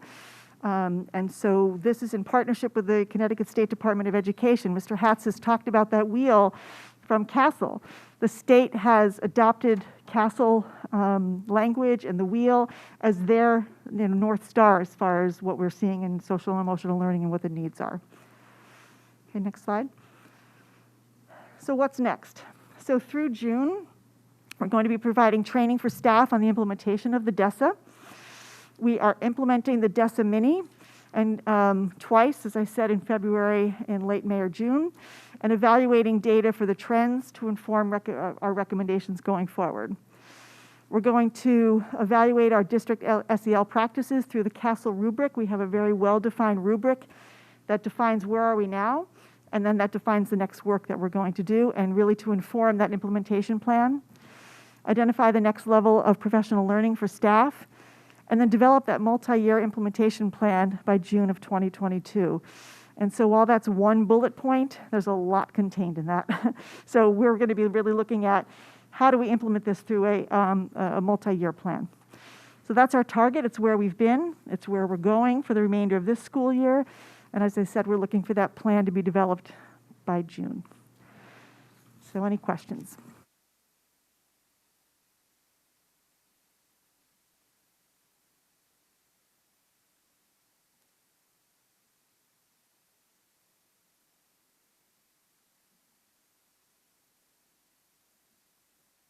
Welcome back, Ms. Leffert. Nice to see you. Take it to the board. Ms. Mckinley. Thank you. I have lots of questions. I'm not sure if I'll ask all of them up front, but I want to start with, this all started when Ms. Jacobson made the motion to amend the budget, to put in the results, looking for that survey. I don't understand, why did we get no results as part of this presentation? For that needs assessment survey, I thought that would kind of lead, I understand, making sure that we're all on the same page of understanding it, but what are the needs? So this is an area that's hard to quantify. I have results from the parent forum. We've gotten a lot of feedback that's really more anecdotal. But we have across each of the levels, elementary, middle, and high, I have data that I certainly can share with you over which strands teachers felt most comfortable teaching of those 5 core areas, the competencies that we talked about. Which ones do they think are most important for students, and which ones do they think are most important to focus on going forward? It's not consistent even within a level, elementary, middle, or high. And it's not consistent across levels, which is to be expected. You would not expect the high school to say we have to focus on the same needs perhaps that maybe elementary might be looking at. But I'm happy to share the initial data that we have. We have more work to do. We have more work to do on surveys for our staff. Well, I guess my question is, we paid for a survey, so I would be interested in seeing the results of the survey that we paid for. So it's a needs assessment, which goes beyond a survey. So it's really looking at where are we as a district now. Our biggest task right now is to identify where are we, and then what are our next steps that our staff are identifying, that we're hearing throughout the school district. So as far as that survey goes, as I said to you, I can share with you what the percentages look like about how teachers responded. That's not the only piece of information that we're using at this point in time. The understanding of what resources are out there was a very important piece for us. That was a big piece of our needs assessment. What is out there that different schools are using? And then to help us identify how do we want to move forward with a recommendation in, say, year 2 or year 3, what are we going to use as a resource? Are we going to say every level has to use the same one? Are we going to say we need to have certain training for each one? Are we going to allow differences based on approved social and emotional learning resources? There's a lot within that. Or, as I said, our first step is to identify where are we. So we're not done with our work yet this year. We're just in halfway through what our initial work is.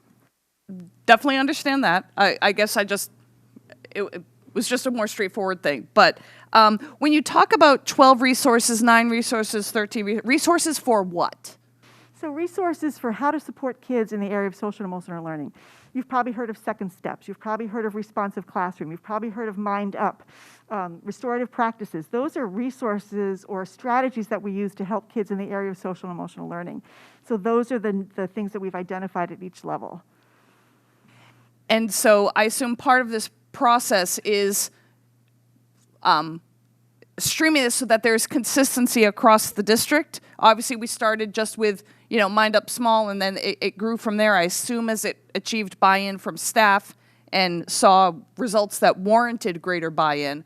But is that what you're talking about with looking to do with these resources? So yes, again, identifying which ones are being used. So here's the area that we have to have a lot more discussion about, and so it's not going to happen by June. This is something that'll be in the second year of the plan going forward. So we have many schools that are using responsive classroom and are seeing great results with that. We have a couple schools that are using Mind Up and are seeing great results with that. We have a couple that are using restorative practices and are seeing great results. Do we want to say, stop that, and we're going to put this resource in, but all 3 of those resources are research-based, very powerful resources to use for kids. And our conversation going forward, now that we have a better idea of what's being used, is how do we go forward with that decision-making? And how do we provide SEL instruction across all school buildings that's really aligned with the Castle framework and that's consistent from school to school? Because there's a lot of good things happening in our buildings, but it's not always consistent from school to school.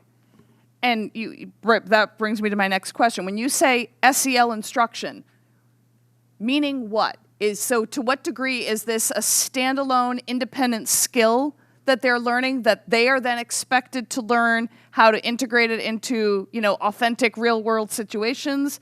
To what degree is it embedded in subjects? Because obviously, once you leave elementary school into the middle school, is this simply something part of health class? What is that SEL instruction? If you can remember back to the Castle wheel, there are actually blue circles, concentric circles that emanate from the 5 core skills. And the first circle is classrooms. So the way that SEL instruction would occur is 2 ways. One is direct instruction of specific skills. So in that regard, I'll give a high school example.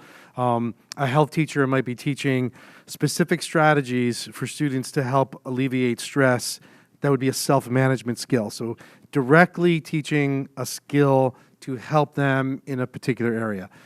Another way would happen to be embedded in the curriculum. Coming up on Martin Luther King Jr. Day, so maybe a social studies class is using the I Have a Dream speech, and they're analyzing it, and they're thinking about what emotions does this bring up in you, and how might it impact the ways in which you are connecting with others. So they're asking critical thinking questions, but at the same time embedding SEL concepts at the same time. So it can happen in multiple ways, and in fact, the most successful programs are utilizing both of those.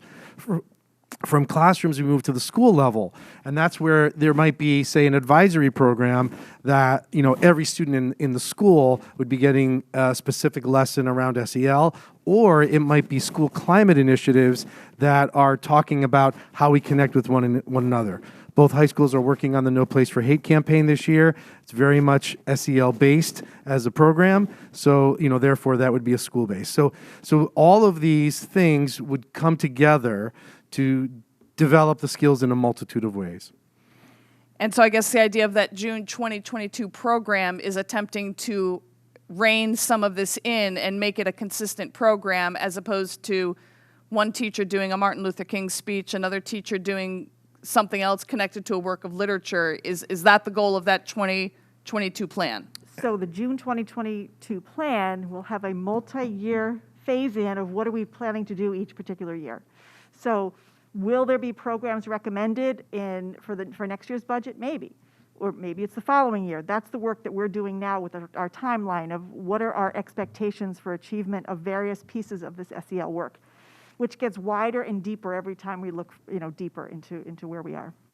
And also, just sorry, in the process, what's really important for us to do this well and to spend the district's money well, it would be to identify what the overall goals are for our community, right? Because there's so many different ways to approach how to do this, that once we have the mission statement and the vision statement established, we can look at long-term goals. Where are the gaps for our community and for our schools? And once we have that, then it's not just picking a single program. It's about looking at what are the things that we can do to help bridge the gap between where we are and what goals we have. So it might mean, you know, a certain approach at the elementary school. It might mean different approaches in the middle and high schools. But at the same time, you know, that process, it's important for us to go through the steps of establishing what that is, rather than just going out and buying a program, which has kind of been the approach for years. And what we're getting is, you know, patchwork instead of a coordinated effort. So that's going to be a process. And to what degree, I mean, we have years of data on this in the form of our school climate surveys, you know, which dealt so much with, you know, one case in point is relationships, you know, in terms of someone in the building that you're going to, and those, you know, do you feel safe? Do you observe, et cetera? So to what degree are we using that data? Because again, we have a tremendous amount already in hand against which to measure improvement. The school climate surveys were fantastic and helped guide, you know, important programs that moved us forward. However, some of they don't necessarily align to the competencies, you know, that Castle has and the resources that are now much more available for schools everywhere. And oftentimes, those were very question-specific data points, right? So it might just be, do you have somebody in the school that you're connected with? Yes, that is one tiny piece of building a relationship, but building relationships is so much more complex than that in terms of peer interaction, relationships with parents, relationship with adults. So the school climate survey is sort of like the tip of the iceberg in a lot of ways, and there's a lot more that we need to mine to be able to understand it more. Okay, I guess, again, before we start investing time and money, and I'm not questioning the value. That's not my point in saying that. But, you know, thank you for including the research, by the way, especially that first article I found really interesting. But in looking at it, obviously, it's not enough to have a successful program. It's entirely about the fidelity of the implementation. You know, you can have a great program. If there's not buy-in, if it's not done well, then there's no point in that investment. So I'll be very interested to hear more about what we plan to do about that, and also treating a problem that we don't identify is not something obviously I think anybody would be in favor of. So I'd want to hear more about that. But as a one slightly different direction, then I'll pass off to somebody else. To what degree is your discussion focused on alleviating the stress and the anxiety, heading off at the pass proactively, the stress and the anxiety in the first place? Like, why wait until our students are in a bad state? What can we do proactively? I mean, the trend that we are on is not news to anybody. So to what degree does the research address, we've got plenty of very healthy kids as well. What do we do to, maintain that? Well, the first piece I'll tell you is the universal screener that we're going to be implementing. It's teacher-driven. A teacher answers very simply 8 questions related for each particular student. It takes about a minute for each student.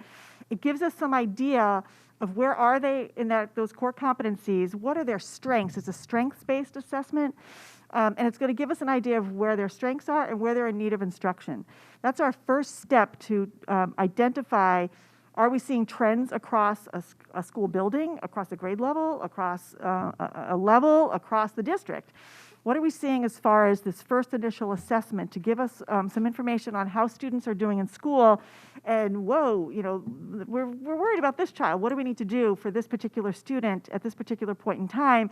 And can we find out further information? So if we see a student on this shorter, very simple to administer assessment for a student, just the teacher, the student's not involved, it's 8 questions, we can then give a more in-depth question on the full DESA survey, which gives us much more information and can help us with identifying some tier 2 and 3 supports.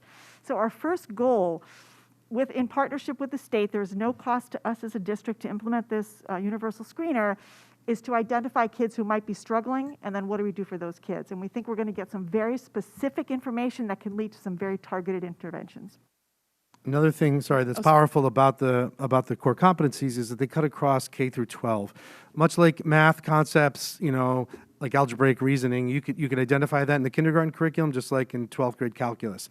So the state has actually come up with standards around SEL for K through 2 or K through 3, and we're still waiting with bated breath. They're saying that they're going to be developing the standards for 4 through 12, and they were supposed to be launched, this past summer. So we're waiting on those 2, but that is going to be another helpful resource for us to use as a way for us to decide which are the ones that we want to focus on the most, for our students here.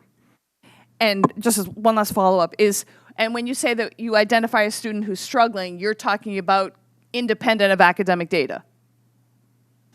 So I don't think anything's ever independent. We're looking at kids across all strands. It could be that child, because of some issues that they're having in the area of mental health, are now also struggling academically. You heard Greg talk about that your brain is just not functioning well when you're under a great deal of stress or worry, right? So it will help us in that mental health area, give us information there that we can hope to ameliorate some of that stress for a student to hopefully help with any academic stresses they might be having as well. Ms. Jacobson. Thank you for the presentation. I know you still have a lot of work to do, and I'm just hopeful that when you come back to the next time, part of this request was exhibited this evening, and that you were able to identify so many different things that we were doing, and we were always seeing new initiatives, and we're going to need PD, and we're going to need funding, and we're going to need that in every year, and it's something like that. So it really was to get a grasp on just what you said, what actually is happening out there, what is effective, maybe what's not effective, in order to eliminate that kind of annual process.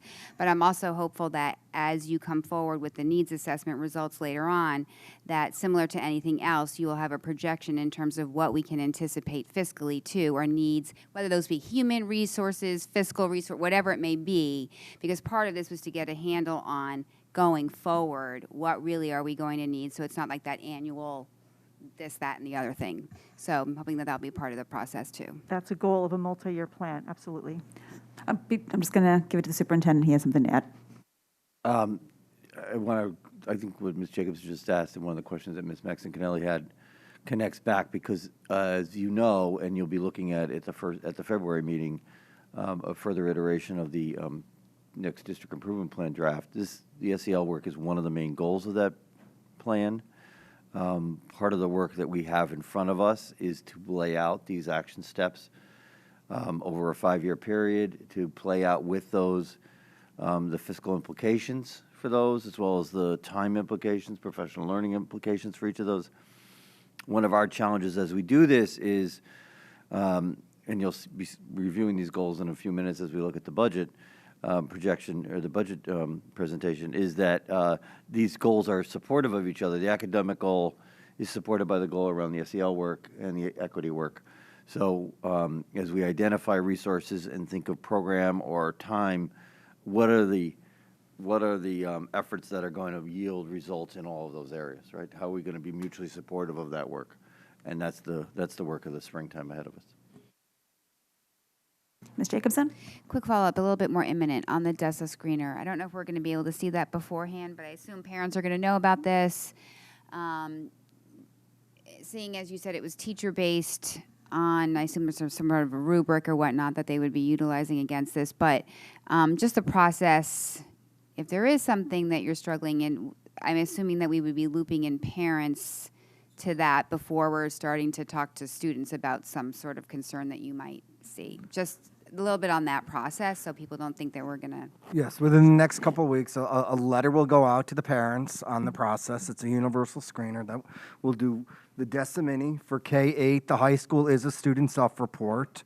And we will be explaining exactly the purpose of it, and it'll explain the DESA, and there will be parent notification prior to that. If a kid is flagged for in need of instruction, which approximately, generally speaking, 16% of students will score within needs of instruction. There's 3 descriptive areas on the DESA Mini. It's the strengths, typical, or in need of instruction. So students who are in need of instruction would then be provided the full DESA, which would require parental consent because it's not a universal screener. But yes, all that will go out to parents, and it will go out to you for review before it goes to parents. Mr. Asa? And sorry, just one other Mr. thing, Hess. just as a reminder to the board, we've been doing universal screeners at the high school level for years with the BESS, and we would follow the same procedure in terms of making sure everybody was aware of what was going on and what would be any follow-up actions should there be, as Mr. Mancusi pointed out. Mr. Asa? Thank you. So going to the slide, the first slide on the discussion of the vision. So I know you sound very excited about this, but I don't want you to take this question the wrong way, but out of this, what exactly is the vision statement? Like, I see a couple paragraphs here with bullet points and citations, but is it like the first sentence, or what is the direct vision statement? Because I know you've mentioned that you wanted to start using this, so this to me is more than a vision statement. So I just would like to clarify.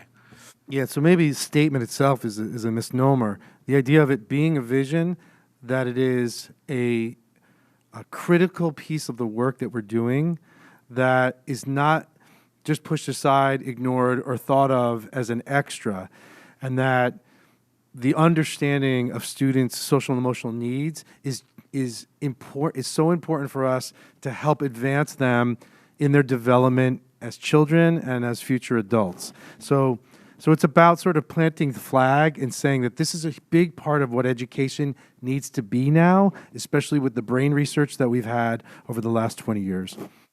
Okay, so it's not a traditional, usually one sentence mission and vision statement. Okay, so it's a rallying cry. Okay. So the only thing I would say around that is that you phrase it just like you did, and then it makes more sense to me. Thank you. Any other questions? Thank you for the presentation. And I think just to reiterate some of my the comments of my fellow board members, just looking at, you mentioned that we do have the Mind Up, we have DBT, we have many programs that have already been in place. And as you move forward on this, I think just evaluating what is working and any data that you could provide. If you think that one program is working better than another, we would want to hear that. The impact program at the high school, somewhat, not exactly related, but in terms of students that maybe that we've already identified, is this really the best that we can offer right now. So I appreciate you taking the time to get the data, to do the research, and to move this vision forward. Mr. Mancusi, you were dying to say something. No, I just, you made a comment about our impact program. I am preparing something for one of the board presentations, some impact data for the board members. Okay, thank you.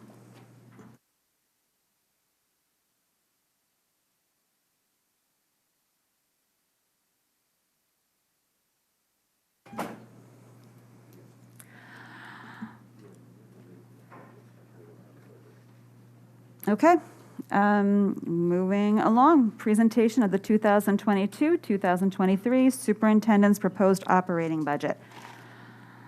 Okay, I'm going to go to the presentation station. Okay.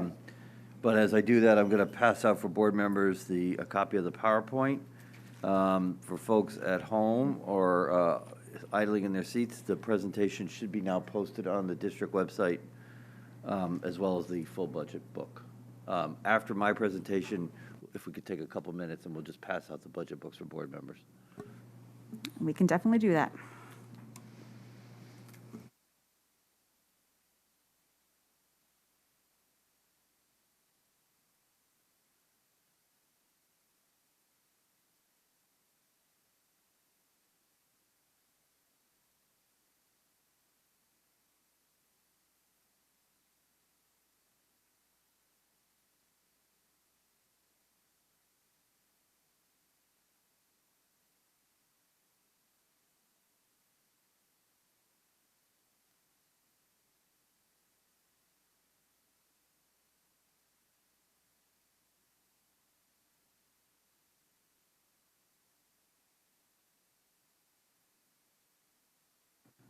All right, good evening again, everyone. Mike Cummings, Superintendent of Schools.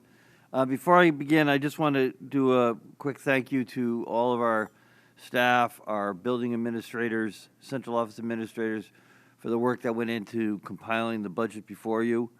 I especially want to thank Ms. Laborious. Coming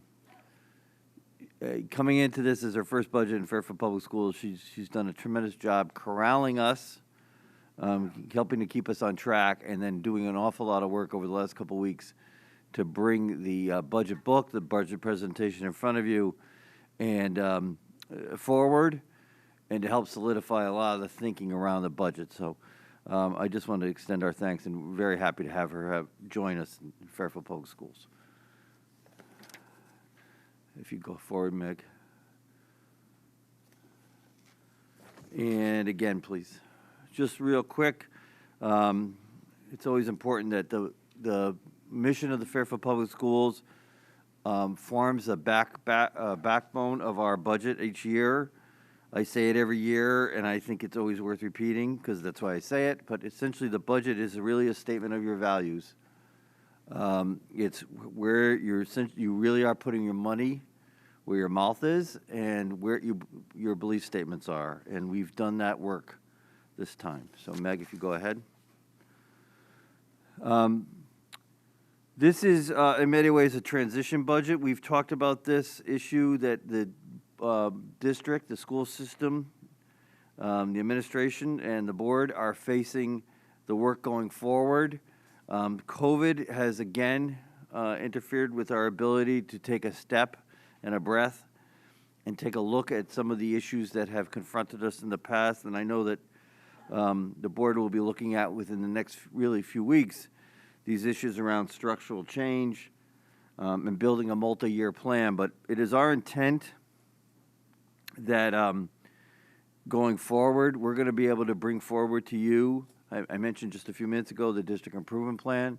The district improvement plan will be giving the board a clear indication of where the next 5 years of budgets will be going.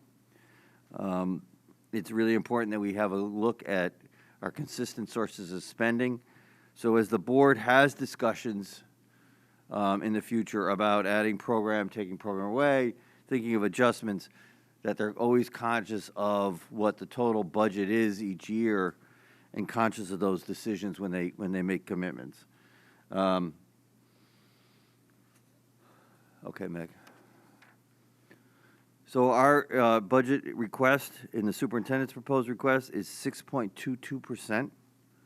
I'm going to break that down for you now and then in the next few slides.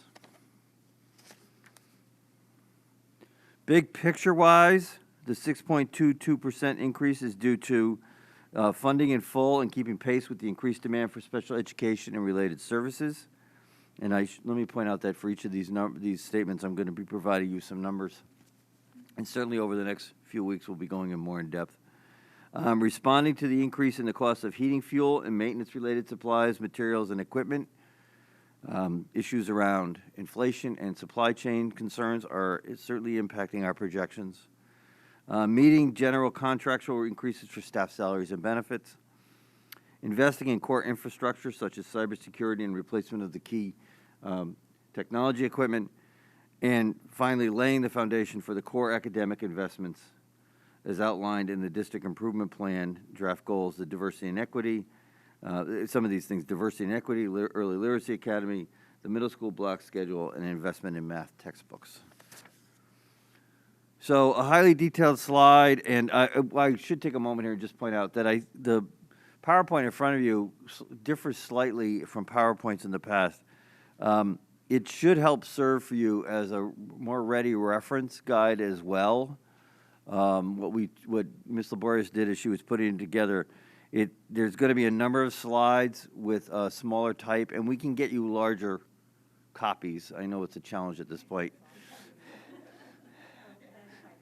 I'm working off the 8.5 by 14, so it's a little bit better, but we can get you larger copies. But the intent here is, though, that it should be a more ready reference during our subsequent meetings, and certainly the many conversations you'll have at the grocery store you can put in your pocket.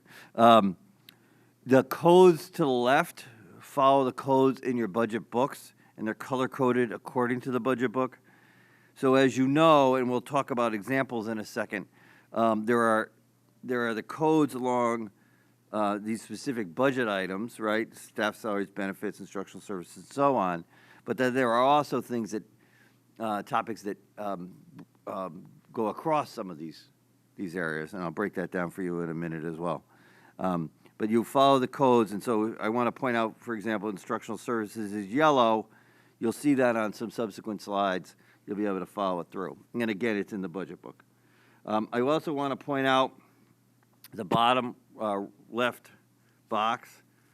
Again, the overall budget request is 6.22%. It's important to remember that the town is transferring some costs to us, and those two costs are primarily crossing guard services. We'll be taking that on, and then the town before it supplied salt to the Fairfield Public Schools will now be paying for the salt ourselves. Okay, Meg. All right, so again, if you could follow this out, I'll point out the yellow again just really quickly. So again, instructional services is yellow, item number 3. You'll see on the chart on the right that pupil personnel services, when we break that out, shows up under the idea of a budget driver of special ed, but you also see that it shows up further down under other changes, which we'll talk about. So one of the problems that we get into, right, when we look at a budget and we look at these particular areas is we see a percentage signed to a particular area. That loses some of the detail, not only within that area, but when we approach an area like special education, how the cost increases in special ed, which is 2.5% of our 6.22% total increase, plays across 3 areas: pupil personnel services under instructional services, transportation, and then tuition. So again, this slide, this page, gives you more of a thematic approach to what the budget drivers look like.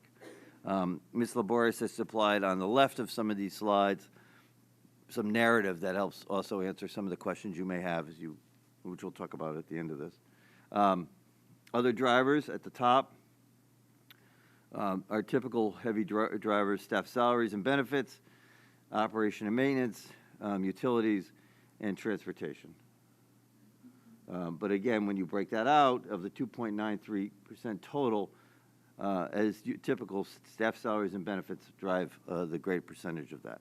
Further down, Instructional supplies, I'm down to the third one. It says 8 in yellow, or orange, excuse me, instructional supplies materials. This does not include the math text. So this is a lot of the school-based accounts, and central office accounts, and then the IT equipment replacement. That's a 0.57% of the total request. And then down below, we get into, I'm sorry, I said not including the math textbooks. It does include the math textbooks. The great majority of that $607,000 is the math textbooks. And then down below, other changes, the instructional services, contracted services, and so on. And you can see the percent increases in each of these areas, adding up to the total of 6.22%.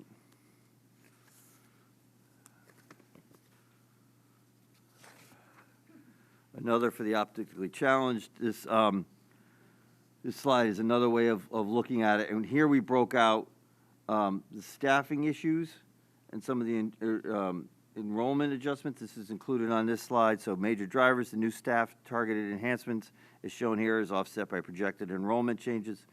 And I will, in a minute, be going through these, some of the enhancements in some more detail, but certainly next Tuesday we'll go in even more detail on the enhancements. So carry forward staff. It's important to remember that, and we'll talk about this, that that's the number of bringing the staff, the current number of staff forward. It is what it says. New staff adjustment is, and then the enrollment adjustments, which is a reduction, is a 1.67% total of salary. Benefits 0.68, and maintenance, transportation, and so on. So again, you see here the math textbooks is 0.34% of our total increase request. This is not to dissuade you from approving them this evening by any means, but it's again just it plays a major portion of our instructional materials going forward.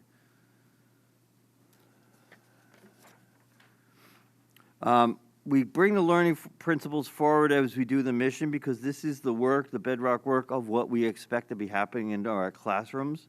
This is a constant action step forward for us, and it's continual work.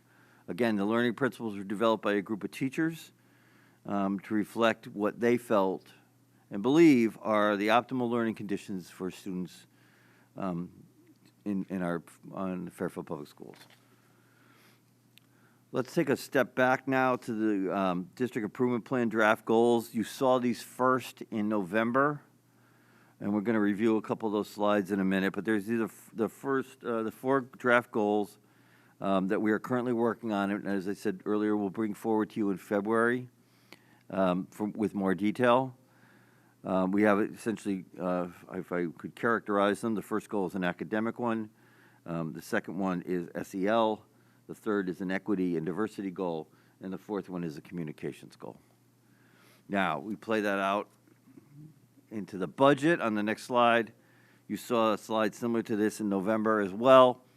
This essentially takes a look at some of the enhancements we're bringing forward and how they align to those goals.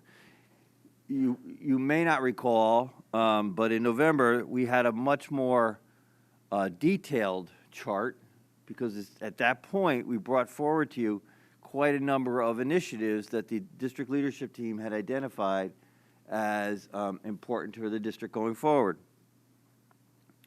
This is a pared down list, and that paring down is a reflection of the total budget request, being conscious of that, knowing that trying to balance what we were aware of was going to be a high request, but also the needs we identified to help bring the district forward. So we did not, and also I should point out our ability to deliver on what we were asking in the request. So some things we did not feel we could support right now for other reasons. For example, one of the things I try to stress all the time, we only have a limited amount of professional learning time. If we try to take on too much, what we have is a dilution of effect. We can't do it all very well. So what are we going to really concentrate on and do that to its best of our abilities? And that is knowing what we've got on tech, you've already heard about the SEL work tonight, for example. You've heard about the early literacy work. Those are already major time takers of our professional learning time going forward. So, and necessarily so, right? But that also leaves little room for other things to be done well. We'll get into each of these a little bit more in a second, but you'll see the implementing the middle school block, the mathematic textbooks, the world language teacher, just to refresh people's memories, the graduation requirements are now in effect, and all students must take a world language, and the board has approved the ASL course. So we suspect we are asking for a 1.0 teacher for the ASL course to be taught at all 3 of our high school sites. The Early Literacy Academy expansion we talked about earlier, and I'll talk a bit about the Family and Community Outreach position as well as a funding shift for the DEI administrator. I'm going to go through the next few series of slides relatively quickly tonight. As I said earlier, we're going to spend some more time on these next Tuesday. But I wanted to spend some time on the targeted enhancements. And again, I was looking at these slides throughout the day, and every time I took a look at these different slides in this particular section of the presentation,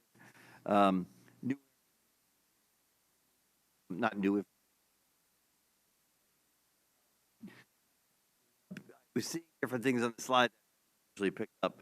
This is kind of like laborious did. It's almost like a National Geographic infographic. She's done such a good job putting a lot of information into short space. And paper, you'll probably appreciate it more. So again, the middle school block schedule, as you heard from our presentation before the holidays, we are asking for 2.0 math resource and 2.0 language arts teachers, as well as we expect that we're going to have an impact on world language, PE, and music for that other 0.6. And again, the reasons why we are requesting this is here. The next is the math textbooks. Again, this is middle school 612 textbook request. And then the next one, the Early Literacy Academy, which we'll talk about tonight. Teachers, professionals. I want to point out, we've included on these slides, box, gray box, you'll see 7 ed teachers, 4.0 paraeducators redirected from other functions. So one of the things that we talked about is rather than simply add on paras, where is the opportunity to reduce para services in other places and reallocate them to needs? So not everything was a simple add-on request. We did strive to redirect funding from one source to another when we thought it was appropriate to do it and we could do it. Next slide, Meg, please. Again, the world language. I've pointed out this before, and we'll probably have conversation about it during.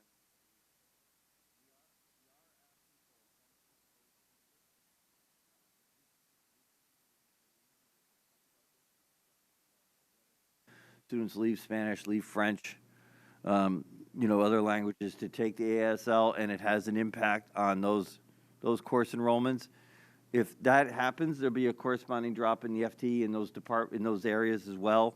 So in the end, this may not be a 1.0 total request, but we aim to try to be safe and budget to the top and not undercut any potential requests.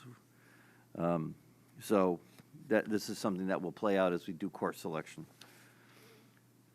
Teacher stipends. We've had a tremendous amount of growth in our middle school SRBI program this year. The principals have done a terrific job of bringing that program forward with their leadership teams and the SRBI teacher leaders at each of those buildings. We think it would be of great benefit. We believe it will be of great benefit to extend the school year, the contractual year for those folks so that they can, when teachers arrive at school, they're given the information on their students from day one. They don't have to wait for it. And the program intervention supports from day one. and then to spend time at the end of the year to wrap things up and get ready for the next year. We think that this would be a great investment and promote efficiencies in supporting those students from throughout the whole 182 days of instruction. We have a whole, most middle school have a liaison, does not, and we want to fix that.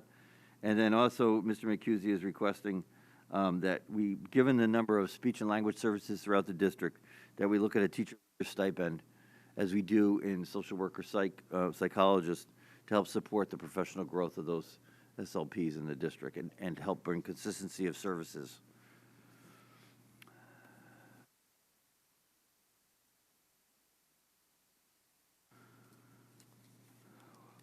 The first item on this, the DEI administrator, goes back to a conversation we had when we began to talk. We talked about Art Besser in July. We made a commitment at that time that over the course of the next 3 years, we would bring portions of that salary off of the grant and put it into general funds. So this is a 0.3 adjustment to general funds, taking the salary off of the Art Besser grant. And then the second position, and we will talk about this in more detail, is the Family and Community Liaison. I brought this up first in November. Going forward, we will have a job description, a draft job description to share with you. But again, this is somebody to support primarily the feeder pattern of McKinley, Tomlinson Ward, and to help increase student and parent involvement in their child's education. Some of the data Dr. Rasmussen shared with you back in November showed about, for example, attendance, the data we shared about course enrollment when it was disaggregated by students of color. Those were concerns to us, and we believe that if we can, we invest in reaching our parents better and helping them feel more connected to the school system, we'll see corresponding increases, both in student participation and engagement, attendance, and ultimately achievement. This is a position that we are, well, we'll get into that more. I'll hold on that till we get to the job description next week. The next position is one of the attempts within the budget to start to address efficiencies and, in a small way, structural change. We have a lot of closets in the district. We have a lot of instructional materials in those closets. We don't necessarily know what we have. And each year, when we add new classes or sections at the elementary level, and I'll give you just this example, we budget, as you know, materials for reading books, classroom libraries, math, text, whatever it might be.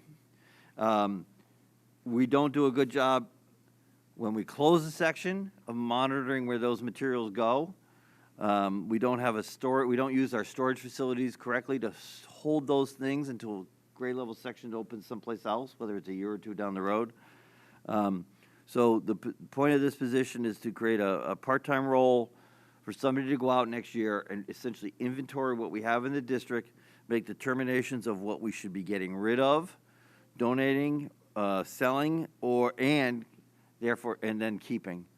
Our goal with this position is that we will have better inventory control of our assets. We'll be better able to support our teachers going forward. And I would hope, my expectation is, having worked with a similar position when I was in Milford, that this position will ultimately save the district a lot of money, better support our teachers in the moment and our administrators in the moment, and ultimately lead to more efficiencies across the district. So it's a relatively low-cost position, but I expect that it will have a lot of benefit. Cybersecurity is next. The board is aware of these requests going back to the audit that was done that Ms. Burns led. We are asking for a 1.0 cybersecurity analyst position, as well as security reporting tools, almost $90,000. Technology equipment replacement, we are behind on our replacement schedule. We are prioritizing these items, but I really are concerned, and because of both our reliance on technology, that we're going to be encountering some systemic issues down the road. So we feel we have to invest in our technology replacement schedule and begin to get it back. Facility maintenance. We are requesting a 1.0 FTE for an HVAC maintenance position, given the number of additional square footage of AC in the district, as well as aging infrastructure, and as we all know, the importance of maintaining fresh air supply in our classrooms going forward, quality treated air as well. And then maintenance improvements that are requested: rooftop, replacing the gym floor at Burr, and then repairing the student bathrooms at Osborne Hill. The structural budget, based on our demographic positions, and we'll get into this in more detail, we are projecting a 0.0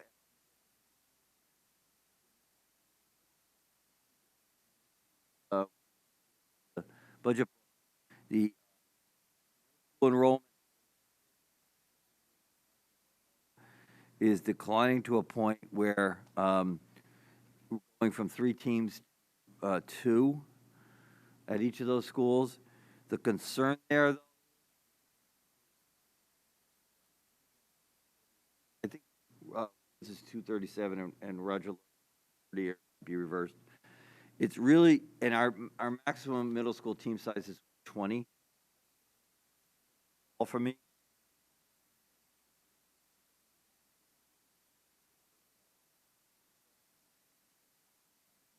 Between the schools, we currently have 6 sixth grade teams. At 5.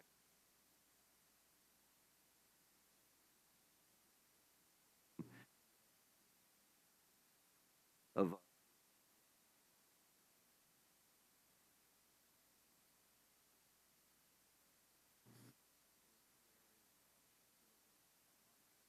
adjustment making in response to enrollment. Mr. Cummings, Yes. just a note, feedback from the IT side. If you could just kind of get a little closer, you're cutting in and out very badly for the audience watching. Oh, it could be me. Okay, thank you. Sorry about that. All right, and then just we'll get into this. And again, we're going to challenge you again, so I'm not going to get deep into this. And again, this really points out the need or the potential for this presentation to serve as a resource for you. But if you take a look at the staffing changes on the on the left-hand side, we want to point out as we go into this that as we entered the current school year, in response to enrollment changes at the elementary level particularly, we added 7.3 FTE. So that's being carried forward into this budget request for 22-23. We're requesting an additional 3.2 new FTEs. So the total number, when you look budget to budget, is going to look like an increase of 10.5, but 7.3 of that is already on the rolls in response to increased enrollment. Just a little bit more detail on salary and benefits.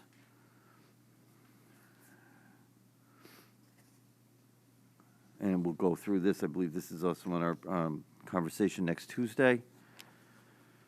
The next slide is a breakout of the request for pupil personnel across, again, those 3 areas: pupil personnel services under instruction, special ed transportation, and special ed tuition.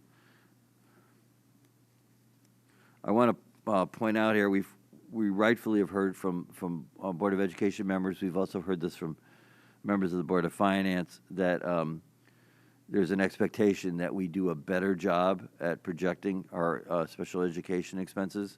And I know that Ms. Laborious and Mr. Mckinley and his staff spent a lot of time working to get these numbers right this year. So this reflects certainly our experience, some trend analysis we've done, and all relating back to responses to the pandemic. Instructional materials. Again, I won't get into this. You've seen this, but again, it's another way of looking at it.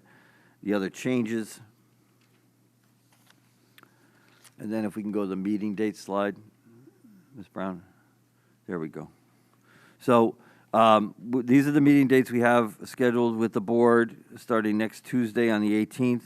And you'll see on the right-hand side the projected topics for each of those meetings. So we begin on the 18th with those items. We actually are going to begin with enhancements on that night, and then start going into services and the other pieces. And then on the following Tuesday, the 25th, I think that might be reversed. Yeah, I think that's reversed. I'm sorry. The 18th. The 18th should be at top and the 25th at the bottom. Okay, we'll get that corrected. And we have this. We have the agendas ready to start sending out. So the enhancements on the 25th. Now I'm doing it. The 18th, and then we'll go forward, and then we'll start on the 25th with contracted services. And if we can get further faster, terrific. We also, let me point out that I will send to you tomorrow morning early, the link to the Google Doc, a Google spreadsheet for you to collect your questions. We'll do it as we've done in the past. There's a drop-down menu to put your name, you put the page number in, you put the questions in. I then will go through that as they come in, assign the questions to one of the executive directors, and we'll work to get those questions answered and back to you organized by next Tuesday. As you know, sometimes they come in back to you, but late Tuesday afternoon, but we will do it.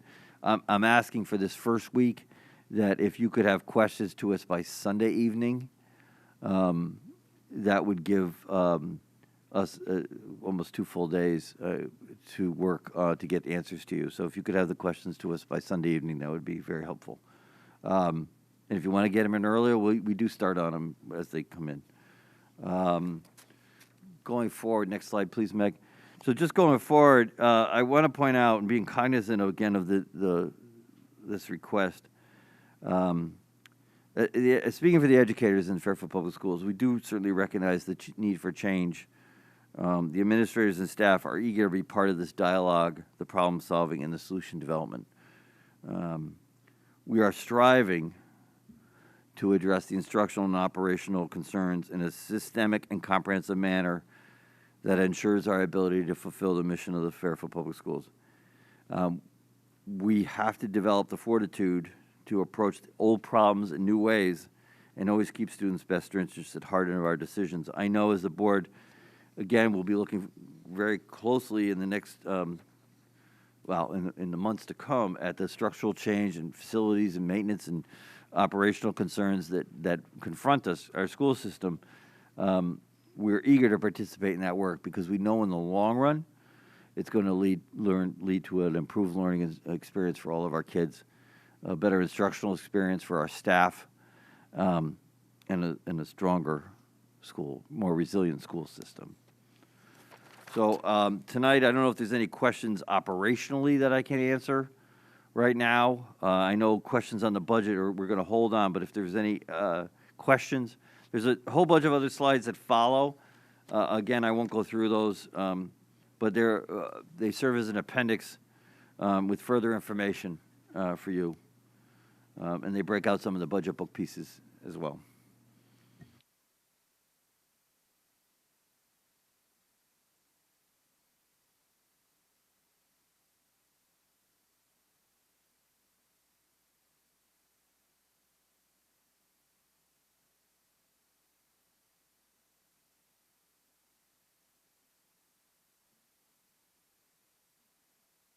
Mr. Peterson. Thank you, and thanks for the comprehensive presentation. I have many questions, as you might imagine, but as kind of a big, broad point, on the special ed increase, is your general contention that what we're trying to do with this budget cycle is kind of true up to a better number in the way that we might have to eat a large increase in the first year, but then have a better handle on increases from year to year thereafter? That is correct. I appreciate that language. True up is the right language. All right, I will have more questions on that going forward, but I want more detail on that, but thank you.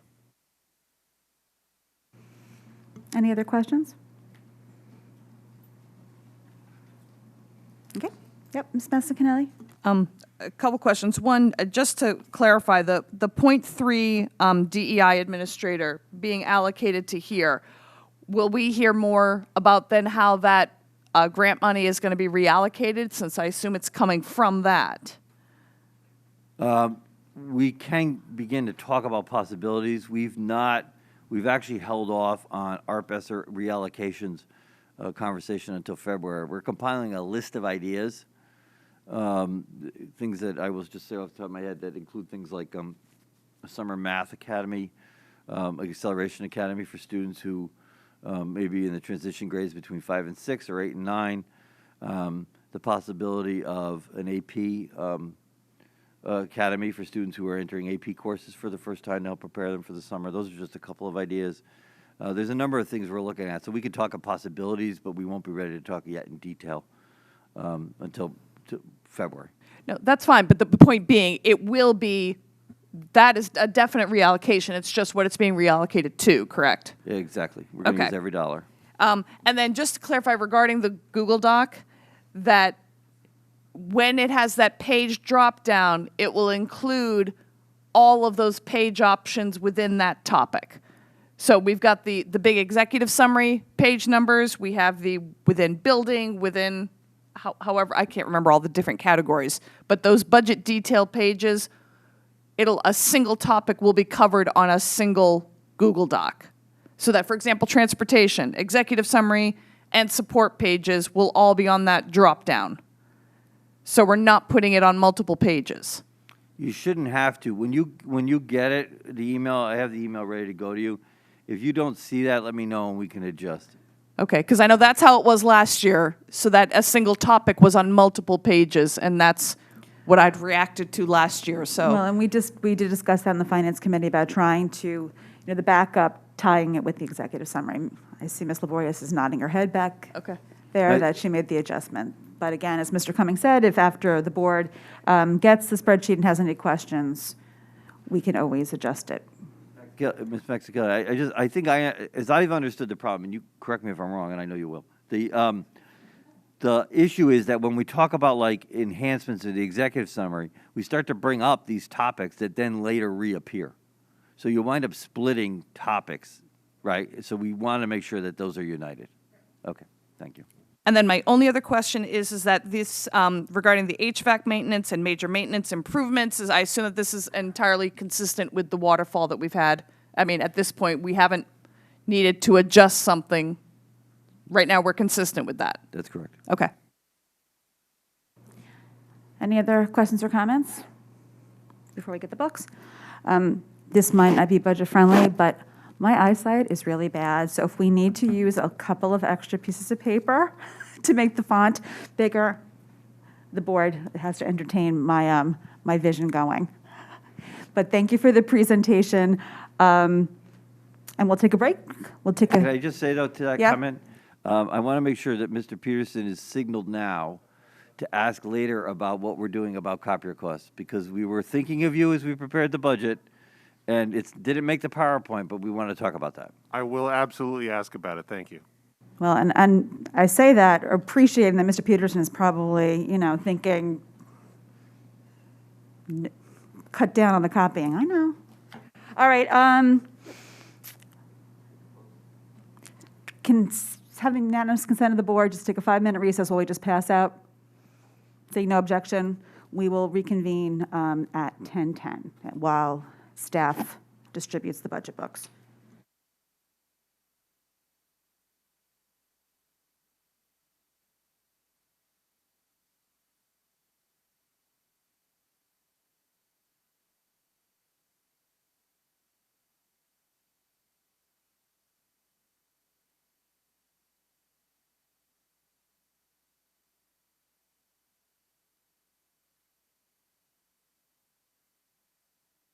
Back. Moving on to old business, approval of the math pre-K through 12 curriculum. Recommend a motion that the Board of Education approve the math pre-K through 12 curriculum. Could I have a motion? Mrs. Gerber, seconded by Ms. Guernsey. Mr. Cummings, Thank you. I just want to point out, at your seat, this is a request for data that broke out, the grade 3 participant. I shared this with the board over I think it was on Friday. But it's the Math Academy participation scale score. That's one piece of information that you had requested. And also, there was information requested around student performance on using the Bridges resource at elementary and other resources, and Mr. Wakeman did a lot of work researching that across the districts. Ms. Mckinley asked me before the meeting if you could have a breakout of which districts are using which. So I have a simple list that I'll pass out here, board members with that information.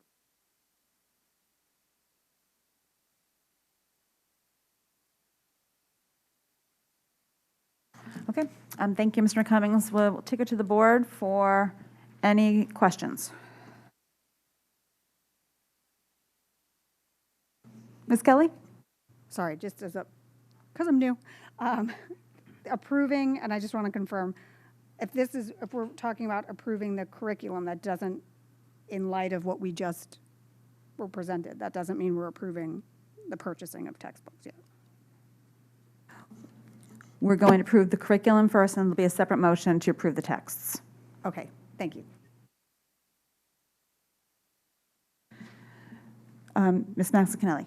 One quick question. As a follow-up to the presentation, with the inclusion of the 3 new courses that we're approving as junior, senior electives in the high school, what had we said at that time regarding the FTE impact of those new courses? Our expectation is that students will redistribute across the existing courses. I mean, our math enrollment is very high now for 4 years, so we don't expect that it would necessarily require an additional FTE. And if it does, then we're going to have to draw from the existing pool because then they're not taking something else.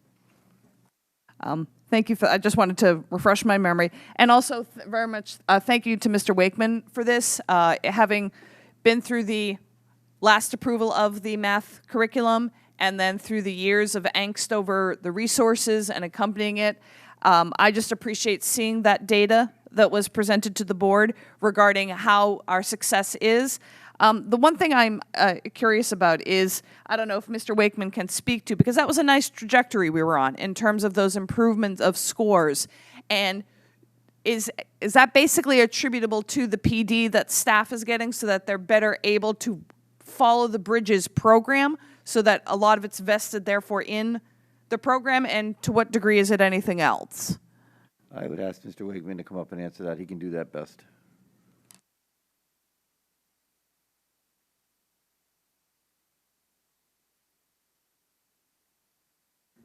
Good evening, Walter Wakeman, Program Director for Elementary Mathematics, Science, and Enrichment.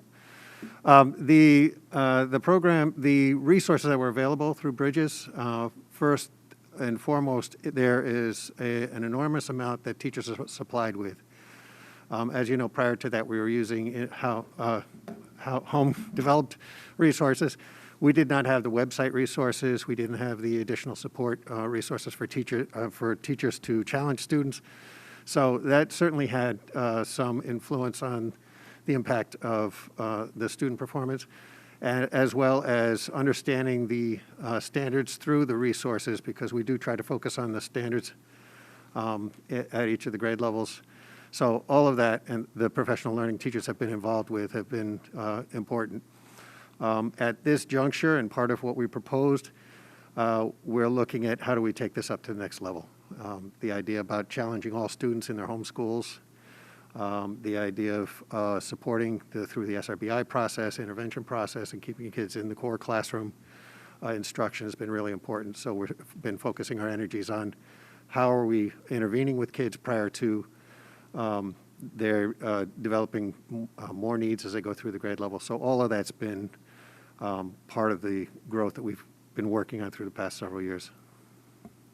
And as part of this delivery of the curriculum, in that course of time, how have we done with the time allocation to using the Bridges resources to, what are they called, numbers corners? You know, how is that? Because obviously, that's something I'm assuming staff are evaluating all the time, is how they're allocating their time.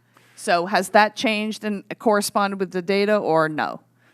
Well, we do find where there is more fidelity with the number corner piece, because it is and this is just a component of the program. It is not necessarily part of the direct instruction that happens in the core classroom. It could be done as a morning meeting or as a precursor to the lesson itself. It has been very important in terms of recursive practice, or in terms of, for example, third graders will be exposed to certain concepts on fractions before they actually get to a unit on fractions, so that when they get to fractions, there's some recognition about, we've seen and been exposed to some of this before. It helps students to make deeper connections with the concepts that they're going to be engaging with when they enter the unit. So I'm sorry, I'm not sure I answered your question. If you would repeat it. Yes. So the time that we allocate to math instruction in elementary school. Yes. So at each grade level right now, including kindergarten, is designated about 60 minutes. That's what we look for. The number corners is on top of that, whether it's morning meeting. Sometimes it does get included in the 60 minutes. We did make some adjustments with our implementation to include it originally in that 60 minutes, but I think it has grown across the district to be a little more than that. Just wondering. So thank you for that, and I just forgot my other question. I'd seen a few parents had asked a couple of questions regarding how they access the resources. So this is something that parents can access from home or cannot? There is a parent component to this. I'm going to have to sift through this a little bit myself, because during the pandemic, we had done a tremendous amount of work where teachers are able to access, and believe it or not, Bridges has done a lot with their online resource in making resources available and easily for teachers to easily post in their Google Classrooms. So yes, there is a parent component to this that they can access, but there's also resources that are readily available for teachers to be able to post for students to access at home via online resources. And this is something that is communicated district-wide to parents? Yes, this is communicated through the classroom teachers. There is also in the front of every single unit a communication that goes to classroom teachers about what the focus of study is, what student work samples might look like. So that is part of what we implement. Sorry, it's been a while since I was in that world. Thank you so much. Mr. Asa. Just to piggyback on Mrs. Mckinley, are you talking at all grade levels, or what grade levels were you talking about? Okay, so that's my question for elementary school. So what is available to parents as far as like textbook or online resources? And the reason I ask is that I love math. I was taught math very differently than what my son is taught, and I have no clue how he's coming up with the answers that he does. And I would love access to a book that gives examples and spells out how they're getting there, because I have no way of helping him. So first of all, for any parent that's in that situation, I would strongly encourage you keep in communication with the classroom teacher and as to the type of work that the students are doing, the type of strategies they're expected to be using. The initial parent letter in the front of the unit is intended to give some examples and heads up. In terms of the nightly work or nightly homework, for example, that might be coming home, there are some online resources from Bridges. But I think your best bet, depending on what it is to really just communicate directly with the teacher and say, could you help me out with what we're focusing on this year? I want to be able to support my child at home. So. Okay, I just, to Mrs. Mckinley's point, though, I don't ever remember being given in the last several years any broad statement or any availability or anything like this. I do get the letters in each section, and they're very helpful. But is there any age at elementary where there's actually like a book? There is a student book. We purchased it at the initial set. As I recall, it was approximately $90,000 per year to supply the district with those books. After the first year, actually, I think it was after the second year, we looked at the usage. All those student pages and books are printable on the online resource. As a matter of fact, everything that Bridges supplies is available online to teachers. The teachers would prefer to send home the specific pages rather than sending home a book at the end of the year with 2/3 of a book done or 1/3 of a book done. and sort of print those pages in-house rather than purchase them. So to answer your question, the online resources are the best. There's not a textbook that actually gets sent home to families. Okay, thank you. I just, again, to Mrs. Mckinley's point, I do think that there can be some improvement on broad communication at the beginning of the year to elementary parents as to how to access this stuff, so the teachers aren't necessarily getting inundated. If there's a simple thing that can be told to the parents at the beginning, and then, of course, specific questions to the teacher are natural. Right, so I appreciate that feedback. One of the initial reasons we went with a program was to address a parent communication response. In other words, the in-house supports that we had developed for teachers were not robust enough to support families at home on how to help kids. So that's why we had gone with a program like Bridges. So if that's still an issue, I'll look into that. Any other questions? Ms. Kelly? Hi. Sorry to harp on this again, new to this. But I realize they're separate agenda items. How much of the new curriculum is contingent upon the purchasing of these textbooks? So I don't want to approve the curriculum but not be supportive of the textbooks and be hypocritical in those. If you can't do, if I'm not giving you the tools that you need to do it, I just need to know how much of it is contingent upon actually having these new textbooks. The resources that we have will be able to support the new, the proposed curricula that is before you. We also have some additional resources that we're looking to enhance and support, but that's not a program. Those are just sort of ancillary support resources. As I mentioned last in the presentation, we're looking to, one of the issues we're looking at is strengthening some of the areas that we find are not as strong in our resources or what teachers use readily in our units to support students. As far as our test results go, and so we've tried to bolster some of those areas within the units and strengthen those, but that's within the resources that we currently have. That's not purchasing additional resources. Mr. Kelly, I apologize, but I didn't know if you wanted that question to Dr. Rasmussen as well for secondary.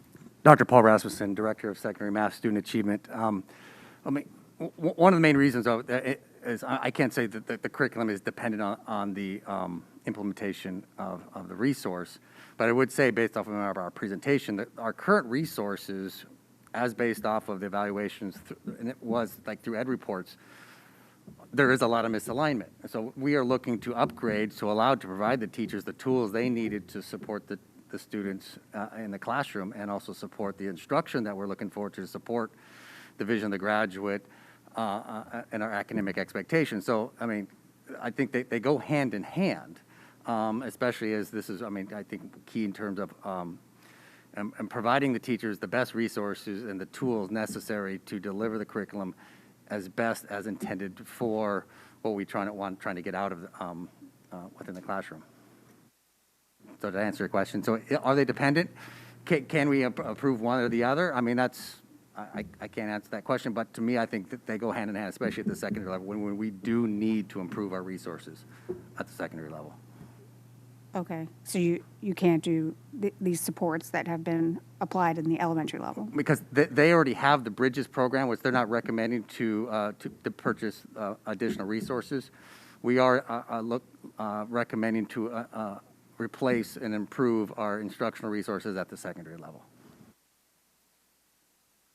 The elementary is looking to maintain. Thank you. Any other questions? Okay, seeing, thank you, gentlemen. Okay, we'll take it to the public for any public comment on this item. Seeing none, back to the board. That the Board of Education approve the math pre-K through 12 curriculum. All in favor? Mr. Telley, Ms. Jacobson, Ms. Guernsey, Mrs. Gerber, Mrs. Vitale, Mr. Asa, Mrs. Mckinley, Mr. Peterson, Ms. Kelly. Motion carries 9-0. Moving on to the adoption of math pre-K through 12 resources. That the Board of Education adopt the recommended math resources, middle school mathematics, EdGEMS, Algebra 1 Geometry, Algebra 2 Illustrative Mathematics by McGraw-Hill, Pre-Calculus, Blitzer Text by Pearson, Advanced Mathematical Decision-Making, University of Texas at Austin, Charles A. Dana Center, Transition to College Mathematics, University of Texas at Austin, Charles A. Dana Center, Agile Mind, Modern Mathematics, Pearson Text. Can I have a motion? Mrs. Gerber, seconded by Ms. Guernsey. Any questions or discussion? Ms. Mckinley? Just want to, if we can, since parents were asked, I was wondering if we could get a report on whatever feedback, however limited or extraordinary, was received. Mr. Cummings, you want to take that? No, I think I'm going to see if Dr. Zavichanzik or Mr. Rasmussen, they were working on that today, I know, looking at that responses.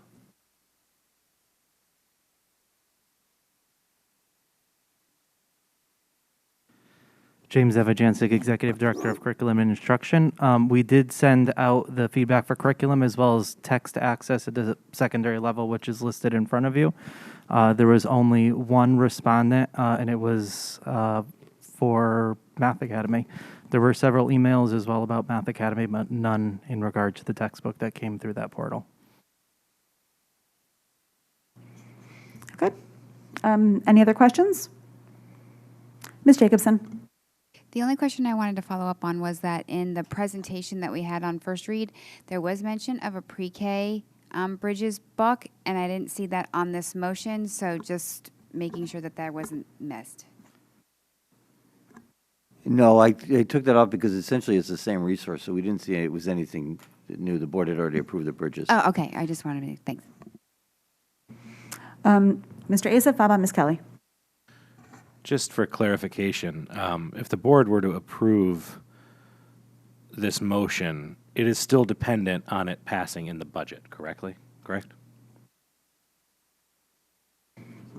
Yep, Mr. Cummings. My read on this is that you're approving the textbook for use, but you're not approving the funding of that. That would come separately in the budget. Okay, thank you for that clarification. Ms. Kelly.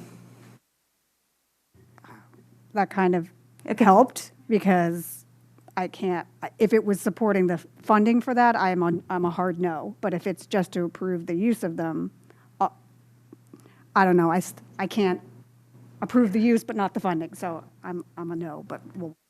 Okay. Any other questions about the textbooks? Okay, seeing none, we'll take it to the public. Any members of the public like to give comment on the textbooks? Seeing none, back to the board. Can I have the board's consent just to waive the reading of all those textbook names? Thank you. That the Board of Education adopt the recommended math resources. All in favor? Ms. Jacobson, Ms. Guernsey, Mrs. Gerber, Mrs. Vitale, Mr. Asa, Ms. Mckinley, Mr. Peterson, Ms. Fratelli. All opposed? Ms. Kelly, motion carries 8-1. Okay, moving on to new business, quarterly report. Ms. Laborious?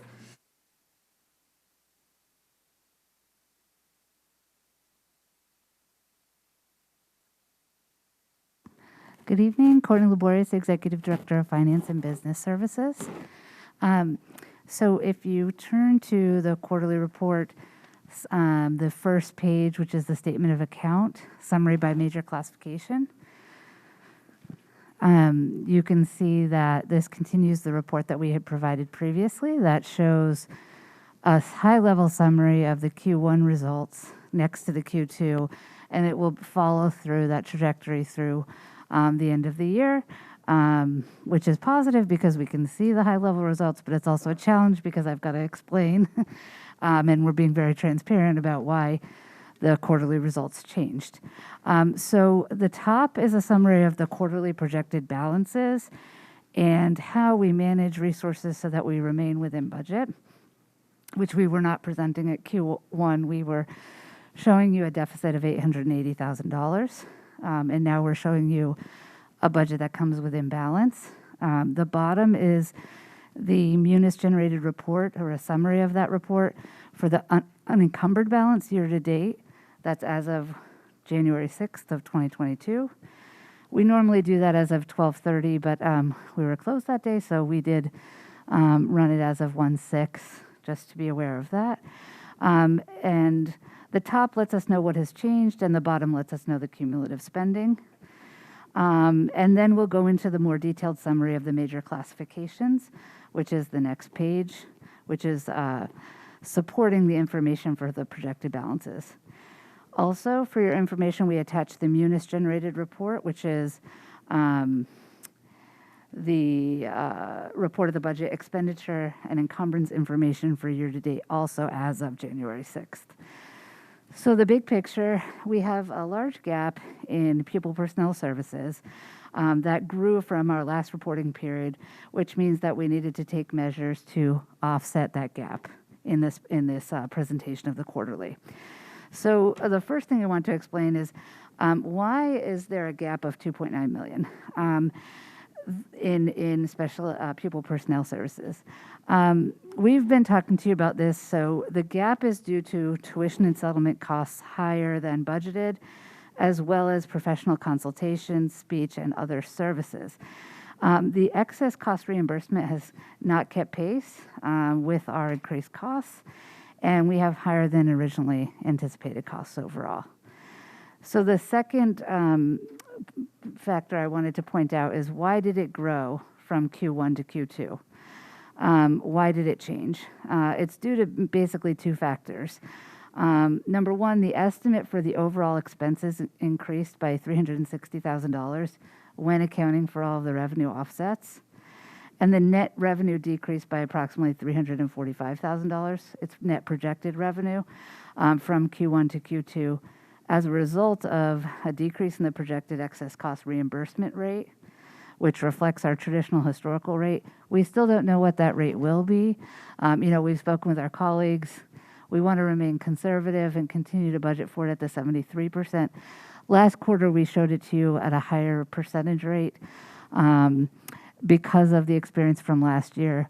But we wanted to be conservative for Q2, so we did drop that back to what we've been historically showing as the state reimbursement rate, which is set, I think you're all familiar with how the state sets the rate for reimbursement on the excess costs and how our per pupil expenditures drive our overall 4.5 times the rate, so that when that total funding pot is not increased, our relative share does not go up also.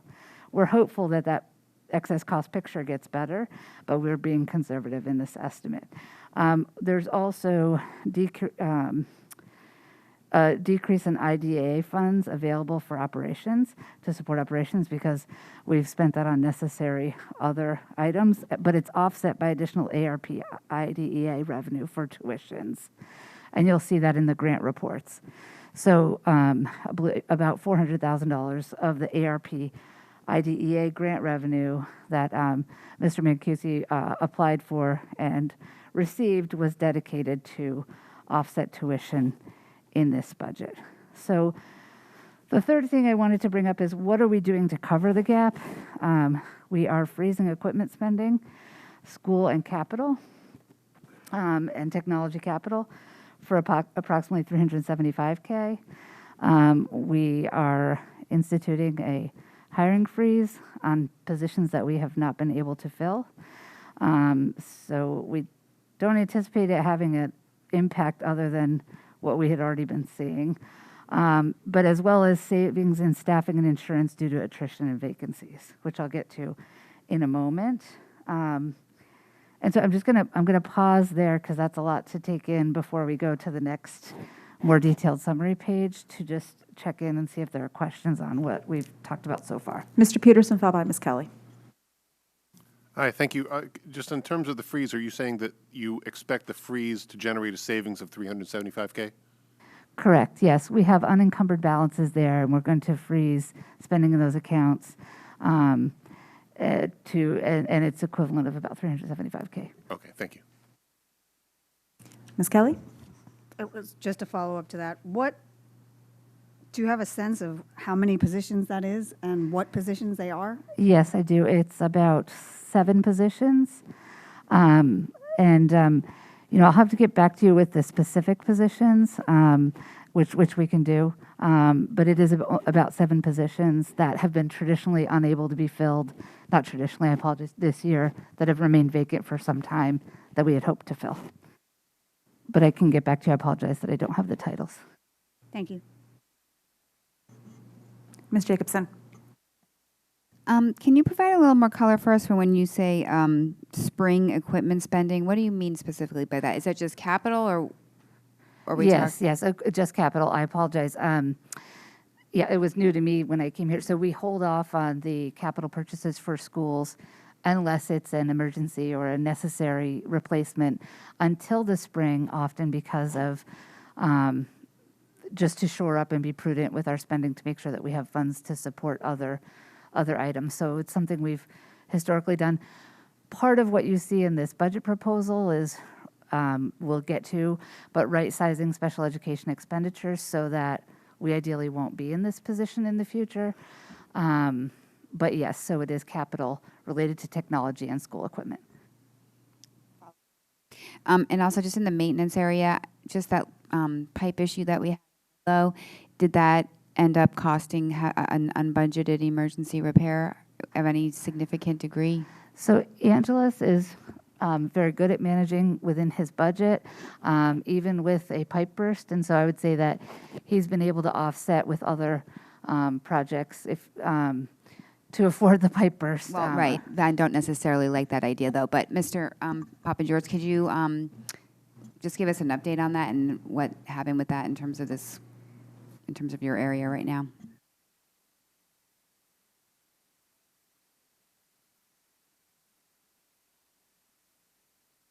So at this time, we were able to make some temporary repairs to the line itself, and our anticipation is over the April break to be able to get in and actually do the full repair on it.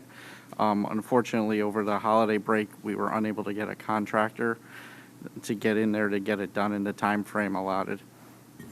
Do you have an estimate on what that's going to look like? I don't have the estimate with me. We've asked them to rework it because of it's not an emergency and we can do it during shutdown. All right, thank you. Any other, Ms. Mckinley? Yeah, for the, I'm still back on the, you've managed to come up with how we're going to pay less than $400,000 and we're 2.9 million in the hole. And so this one category is impacting the entire district. Right. What is the plan? Right, so we can go through line by line. We, when we presented in Q1, we were showing a $880,000 gap on the bottom line because we had some savings in other areas, mainly related to the pandemic. Now, in addition, we had expected that maybe that might get better in the pupil personnel services, that, you know, we would see the grant revenues come through, that we wouldn't see the increased expenses that we have seen in professional services and speech services above the budget, greater than what was projected in Q1. So as a result, some of the existing savings that we were already realizing in Q1 are carrying forward into Q2. In addition, we have to do a freeze in order to come to balance. So on the personnel services side, line 1, there's $1.4 million that's being utilized to offset the savings there due to vacancies and attrition that have accumulated greater than we expected in Q1 into Q2. I mean, because obviously it kind of goes without saying, it would be nice that a significant savings immediately is getting swallowed up elsewhere and couldn't, for example, be used to do advanced purchasing on next year's budget, or however else we choose to expend savings. So I just want to, is the majority of this due to unilateral placements, PPT placements? Is it the contracted services that there has been such an increased demand? I mean, this is a huge amount of money. Yes. And it's not that I'm trying to call somebody to task, but this is upsetting. Mr. Mancusi has joined me. If I could speak, Rob Mancusi, Executive Director of Special Education. We've really struggled this year filling some of our positions, especially our support positions in our programs. We've had to contract additional staff because we've not been able to hire paras because there's nobody to hire. So in order to keep our programs open safely, we've had to hire 4 additional support staff from different agencies at a much higher cost than a para would cost, so we can safely program for our students for this year. Additionally, we've had an increase over the past couple of months in the number of psychiatric evaluations, and then speech is another huge driver of the increased contracted services cost because we have gaps in our ability to meet the mandates of IEPs, and we have no other option but to contract services with agencies who, I will say, are being contacted by other districts. So we are competing with everybody else in the region for agencies for a limited number of SLPs to meet our needs. And can I just add just one piece to that? Is part of what you're seeing on the personnel services, that those positions that weren't able to fill, you're seeing an increase on the contract side. So you're also seeing a savings on the fixed charges because they're so costly because we're also not paying their benefits or insurance when we're not able to hire them on the staffing side. And so out of curiosity, big picture, I think almost every year there's the wrestling over, are we better off hiring the people and having them in-house versus the contracting? I assume that discussion is still taking place, if we could even get them. Yes. But that evaluation is being done so that we are coming at this in the most cost-effective appropriate way possible. way. Absolutely. We talk weekly, if not daily, with my coordinators on the challenges we are facing. I know people think don't like to hear it, but we have been challenged in special ed like never before as a result, hugely because of the pandemic, and staffing is the biggest challenge right now. And I think you would also see that the budget did drop this year in particular, and so what you're seeing is partially a result of the fact that the budget didn't keep pace with the need. Okay, thank you. Mr. Asa. Just more to that. So historically, it seems like when we're at this point every year, we're talking about this same number. So I understand the reasonings you've just given now, but how do those compare about the previous year and the year before that? Like, I understand the pandemic, but this is a systemic problem that's been going on for years. And I say problem budgetarily, not. Just for an example, speech. Speech is a shortage area in the state of Connecticut. I believe everywhere you go, speech is a shortage area. So there is a limited number of speech and language pathologists to be chosen or to be hired. We have had to contract every year with various agencies to fill, our needs so we can meet students' IEPs. We went out to bid. We went out to bid on that supplemental speech piece. Constellation won that bid, but they, like every other agency, are, there's limited speech pathologists out there. So the ones that you can find, they often cost more than, you would want to pay. But we do have the mandated service to meet, so, I don't want to be in a position where we're in a compensatory ed position for not being able to support or provide the mandated services. So I don't know if that answers your question. Not really, because that doesn't go back, 2 years. What I said was, how are the reasonings that you're giving now comparable to pre-pandemic? Because, we've been talking about these shortfalls year after year after year. So we have a lot more contracted services in the area of speech, I would say in the area of literacy instruction, evaluations, and certainly outplacements. And I would also say, Rob and I have been meeting with his staff and with my staff over the last 3 months to refine the estimates. And so we've looked at each piece. So we've looked at the historical trend and where we were budgeted at for the professional services, for nursing, for speech. And it's a good estimate on the expenditure side.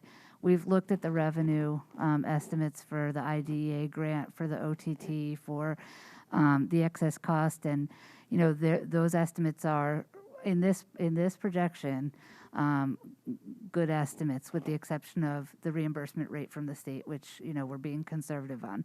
So we need to be conservative on it in Q2. The picture could get better if the reimbursement rate on that particular revenue source is better than the 73%. And we looked at all of the projections for the tuition for the outplacements, and those are all kids that are, it's all encumbered funds. It's students that are currently receiving services, and only with a small projected amount for the balance of the year. So, just one last thing here, and not to beat a dead horse, but we use the term good estimates. And we've heard that, and Ms. Laborious, you were not here previously, but we've heard this from Mr. Mancusi and others of good estimates every year, but somehow we still find ourselves in a hole, and then we're pulling out of areas that this board, 9 of us, approve a budget, and we expect to spend money on certain things. And when maintenance projects and everything get put off because of this, yes, these are absolutely expenses that we have to make. But I just say this as we get into the budget discussions. I'm looking forward to a very deep analysis on how we're coming up with this requested large increase. And I don't expect to hear that it's to, make up so we don't have this moving forward. I would like to see data and hard analysis on where this number came from in our budget. So I just ask that, as to give you fair warning, that I think a lot of those questions are going to be coming. Can I ask a clarifying question along the lines of what Nick? Yes, Mr. Peterson. Ms. Laborious, you and I talked about this with the Q1 update. You had talked at that point about making more conservative estimates. And I think at that time we were talking about more conservative estimates in terms of census of SPED students. Your contention here, I guess are we seeing more SPED students and greater needs than we anticipated, even with your more conservative estimate from the Q1 update? So between the Q1 and the Q2, we did come down on the tuition in the number of outplacements, projected outplacements, because it included the current plus the projected prospective. We adjusted downward the projected prospective outplacements based on trends and what Mr. Mancusi knows of our student population, along with his coordinators. That said, the loss of the adjustment to the revenues to reflect the change to the excess cost offset that reduction. All right, I don't need to get too much into this now, but during budget season, I think we're going to need to see that broken out. All those threads: population, specific tuition for services, excess cost, and staffing. Yes. Staffing delta. Yeah. Ms. Jacobson? My question was really going to be on the remainder of the year that you kind of alluded to right now, because between Q2 and Q3 last year, there was a significant increase. So you're telling us that based on the work that you've done, we shouldn't expect to see a big jump between 2 and 3. Correct. We're trying to really right-size it in Q2 at this moment so that we can address the things we need to address. We are still going to see utilities come in, which we, as we have in the past, kept flat year to date. So as though we're spending the whole budget. I expect that, we'll have a better picture there. And if there's savings, then we will unfreeze the accounts that we've frozen. And I want to be able to do that more timely so that we can spend that money that's available and appropriated for those reasons sooner and earlier. So to answer your question, yes, we don't expect to see this picture to get, no, we do not expect this picture to get worse for Q3. Okay. Mr. Telley?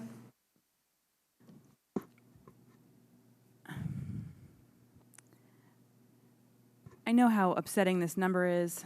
And when I think about this in particular and hearing Mr. Mancusi say that the number of our psych evals has gone up and the number of our speech evals has gone up and the needs of our children are so much greater, and we're in the midst of this mental health crisis for our children, and I hope that everyone is listening and paying attention, because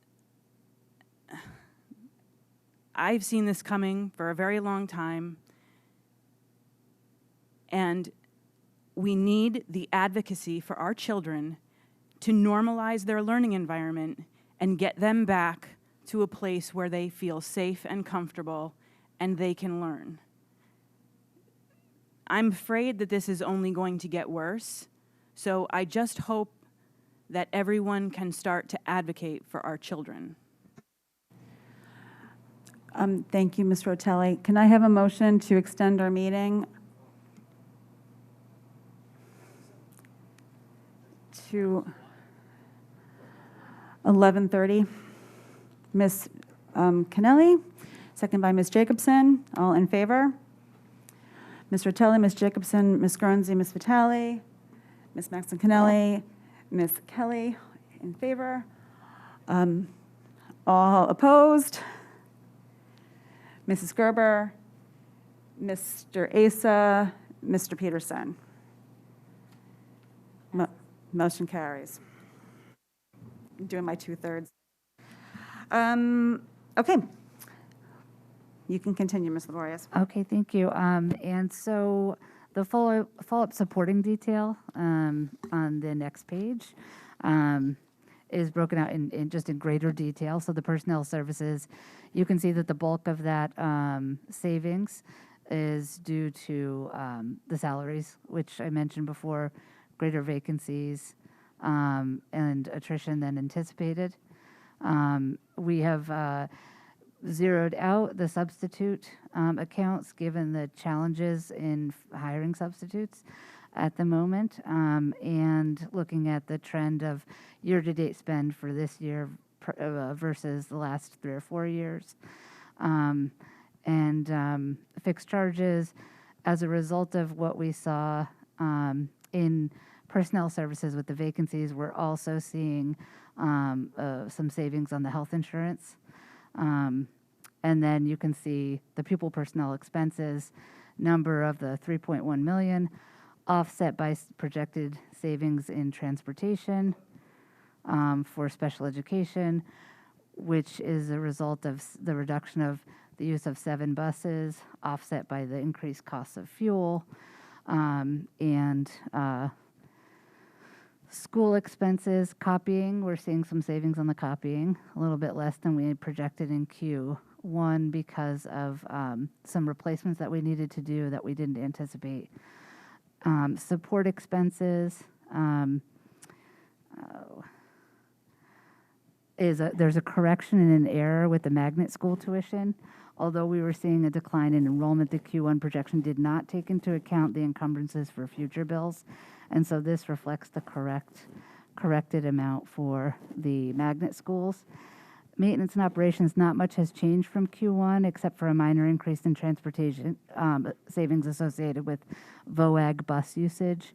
We're holding utilities flat, as I mentioned, as usual for Q2, but we'll update in the next month. And if we're able to utilize savings to unfreeze capital or hiring at that time, we will do so. The capital outlay balance is mainly due to the freeze on equipment that I mentioned earlier. And then following this report, we have our general munis report, which shows the expenditures and encumbrances. And I'm going to skip through that. That's just year-to-date spending.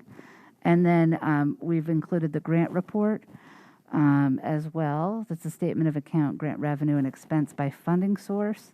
The overall grant revenue is $12.5 million. This is a multi-year. We've expended 1.9. Because it's a multi-year plan, we would expect to have drawn this amount, as we have not received the excess cost revenue, as we mentioned earlier, which is budgeted at $4.1 million. And the large federal grants are multi-year, with the exception of IDEA, for which we have drawn what has been expended. This reflects the journals that need to occur. The next series of reports are the ESSER 2 and ARP ESSER, as well as a new grant for ARP IDEA and ARP IDEA for preschool, and then ARP IDEA general.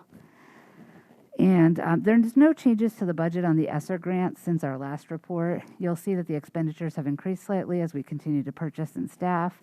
But we'll be briefing, as Mr. Cummings mentioned, briefing the board in February and plan to review from the ARP ESSER modification at that point. We added, as I mentioned, the ARP IDA preschool budget, as well as the ARP IDA Part B, which you can see has $403K dedicated to special ed tuition, which is accounted for in the current projection, as well as in the budget request for next year, the fact that that is one-time funding and not available next year. Thank you. Any additional questions on the quarterly? Ms. Kelly? Just on that last piece, and I don't know, because it sounds like a lot of this sped costs are being driven, it's been mentioned once or twice at least that they're specifically driven by the pandemic.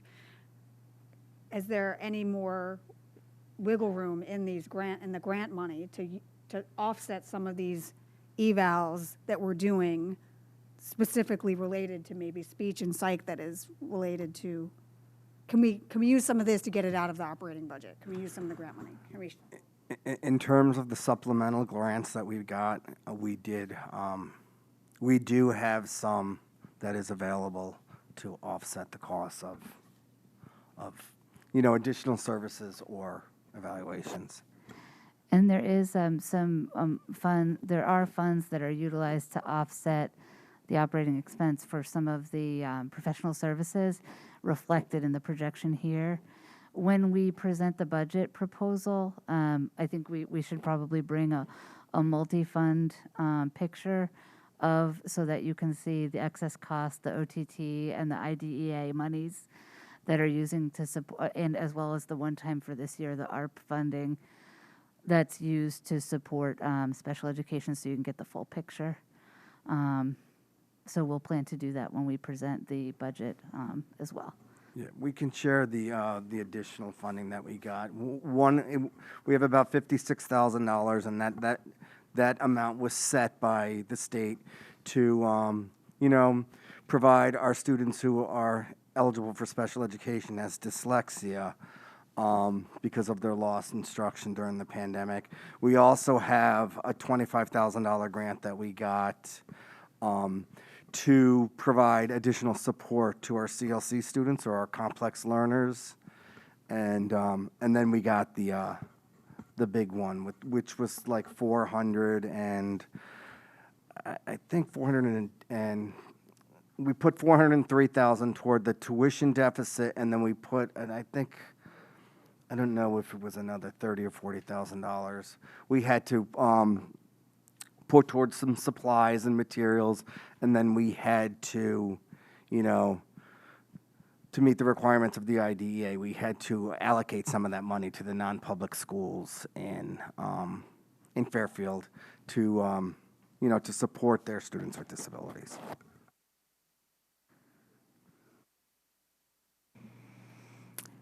Any other questions on the quarterly?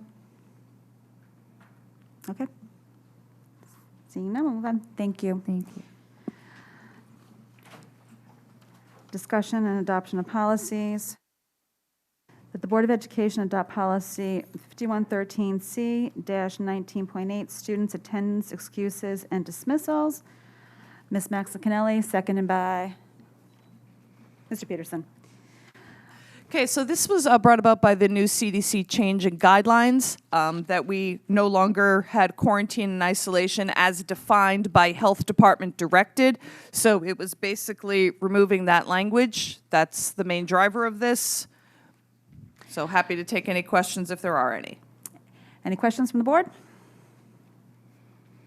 Okay, seeing none, we will take it to the public. Mr. Asa? Just to clarify, I know red is also crossed out, but I sound like Mr. Peterson here, but there's the word "to" in red on the third page, last paragraph, first line, that's in red but not scratched out. I'm assuming that "to" will stay in there. I'm unclear where you are.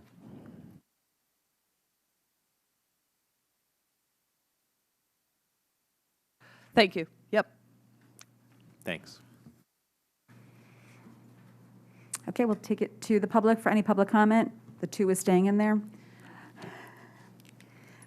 Seeing none, back to the board. All in favor? Ms. Jacobson, Ms. Guernsey, Mrs. Gerber, Mrs. Vitale, Mr. Anderson, Ms. Massacanelli, Mr. Peterson, Ms. Kelly. Motion carries. Ms. Rotelli is out of the room right now. 8-0. Moving on to recommend a motion, the Board of Education adopt policy 6999, instruction, district-provided distance learning in response to emergencies. Mrs. Massacanelli, a second. Mr. Asa? Ms. Massacanelli, the floor is yours. Same issue. Any questions? Seeing none, to the public. If any members of the public like to give comment? Seeing none, back to the board. All in favor? Ms. Jacobson, Ms. Guernsey, Mrs. Gerber, Mrs. Vitale, Mr. Asa, Ms. Massacanelli, Mr. Peterson, Ms. Kelly. All abstentions. None. Motion carries 8-0. Thank you to the policy committee for making those changes so quickly in response to the guidance, and to the board for just moving it forward. Moving forward to approval of minutes. Recommend a motion that the Board of Education approve the following minutes. November 30th, 2021 special organizational minutes, November 30th, 2021 regular minutes, December 14th, 2021 special minutes, December 14th, 2021 regular minutes. Could I have a motion? Mrs. Gerber, seconded by Ms. Guernsey. Any discussion? Back to the board. All in favor of approving the minutes? Ms. Rotelli, Ms. Guernsey, Mrs. Gerber, Mrs. Vitale, Mr. Asa, Ms. Massacanelli, Mr. Peterson, Ms. Kelly. All opposed? Ms. Jacobson? Abstentions? Seeing none, motion carries 8-1.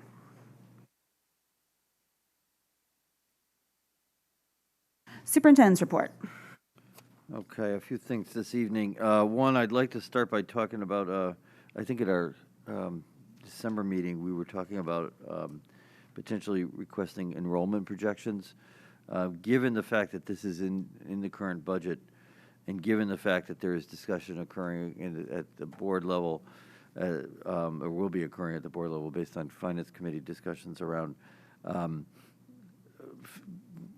potential bylaw changes to add a Facilities Committee, at the very least look at some of the issues we have around both the racial imbalance issues and long-term projections, long-term use of facilities in the district. I'd like to go forward and ask Mr. Zuba from SLAM to update those enrollment projections for 10 years. I've got an estimate from him that would be underneath the $50,000 that we've budgeted for that, well underneath the $50,000 that we budgeted for that. So I'd like to go forward and ask him for that because I think we're going to need that information relatively quickly. So I just want to put that in front of the board to let you know that I want to do that as the money is budgeted. So I don't know if there's any questions before I go to other things. Ms. Kelly.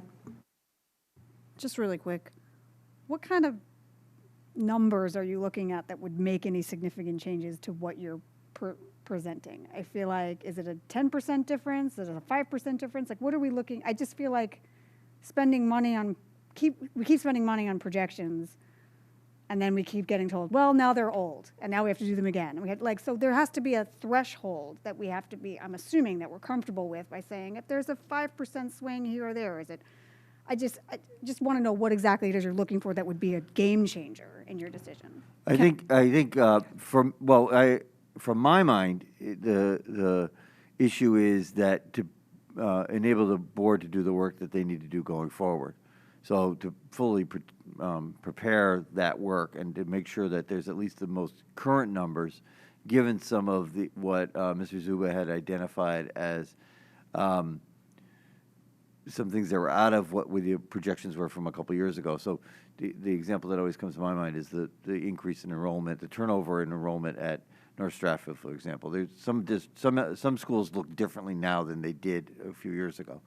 I think when he actually brings the projections, he talks about the kind of percentage of error, plus or minuses around, based on their statistical analysis, their past histories, both in Fairfield and in other districts, about the reliance you can have on those numbers. But they tend to be pretty accurate. I mean, we've been using him now, I think for 5 or 6 years. At least 5 or 6 years that I've been in the district, he's been doing the yearly annual projections for the budget.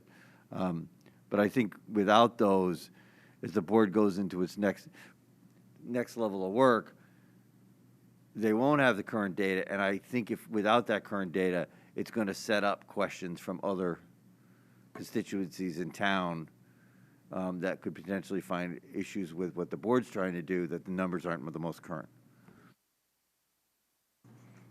Ms. Mckinley.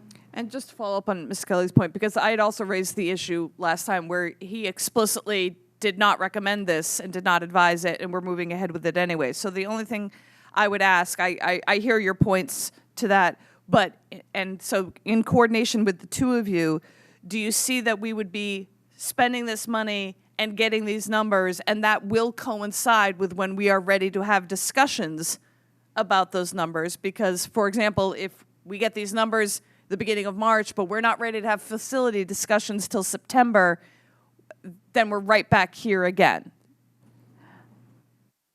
I'll answer from my perspective. Based on my understanding, and that's a really key question, right, the whole timing of this. Based on my understanding, the timing would be correct. And I would concur with that. We've talked about this in the Finance Committee. I had concerns also to get these projections now if they're going to be obsolete. But right now, just given some of the questions, especially around capital planning with some of our elementary schools, looking to move forward on some sort of facilities committee, or depending on the direction the board wants to go, planning a special meeting in the beginning of February to discuss that and begin the work this spring. And questions have already come up from other town officials in terms of having a read on, has there been fluctuations, maybe not district-wide numbers-wise, but just seeing movement within town, even for different elementary schools. I think about North Stratfield. A couple of years ago, we were talking about the ECC going there. Based on, what's happened there, maybe the classroom space, and I'm not trying to start the ECC conversation again, but just in terms of availability of rooms. So I think the timing is right now. It is significantly less than when originally budgeted, and being that this was something that the board did approve as part of the last budget cycle, the Finance Committee did support moving forward on it, asked the superintendent just to alert the full board. Ms. Jacobson. When are we going to actually have that bylaw conversation? I'm gonna email the board, hoping to set the date, probably the second week in February as a special meeting. Mr. Cummings? Related to that, at the next regular meeting of the board, which is Thursday, January 27th, I'm going to bring forward to you in response. We talked about this in November, but in response to our last meeting with the State Board of Education, the request that they had by the end of this month, we bring back to them a projected timeline, draft timeline of work to address the racial imbalance issue. So I will be bringing to the board at that meeting that draft timeline. They again want us back at their May 2nd meeting up in Hartford. So in order to comply with that request, I will bring for the board's consideration that timeline at that meeting, the 27th.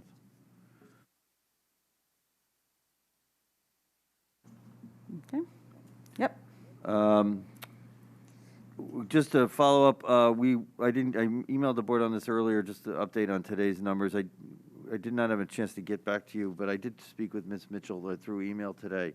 The health data, we're always looking for any glimmers of hope. I'd say the health data is somewhat encouraging.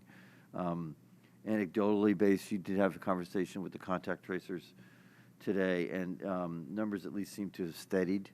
and we're seeing some of that across the district, not only in the school system, but I guess within the town. I just know anecdotally because I get the COVID hotline numbers, and over break I was getting 30, 35 of them a day. I had 2 today. So when schools open, people will often contact the health department directly, but overnight I've been getting 7 to 8, 9. Not overnight, like people aren't calling at 2 a.m., but it's not that bad. But it's, after the contact tracers go home at 5 or 6 o'clock, I usually in the morning I'm emailing Ms. Mitchell with about 9. Last night it was down to 3. So, but that's, again, what we're keeping a close eye on, and we're looking to get back to things as quickly as we possibly can in the next couple of days, hopefully by, if the weekend, if not after the weekend.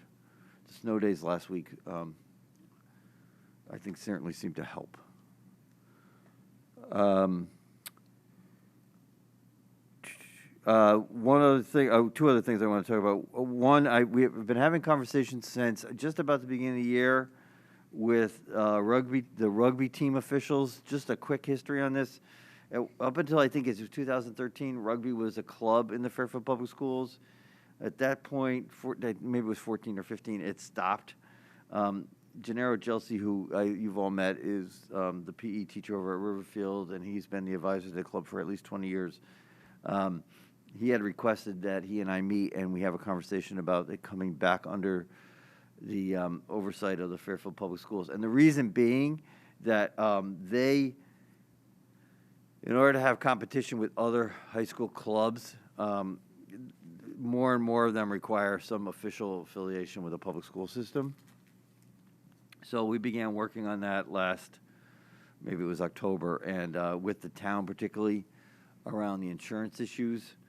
The club supplied their insurance information, working with Mr. Egan on the town side.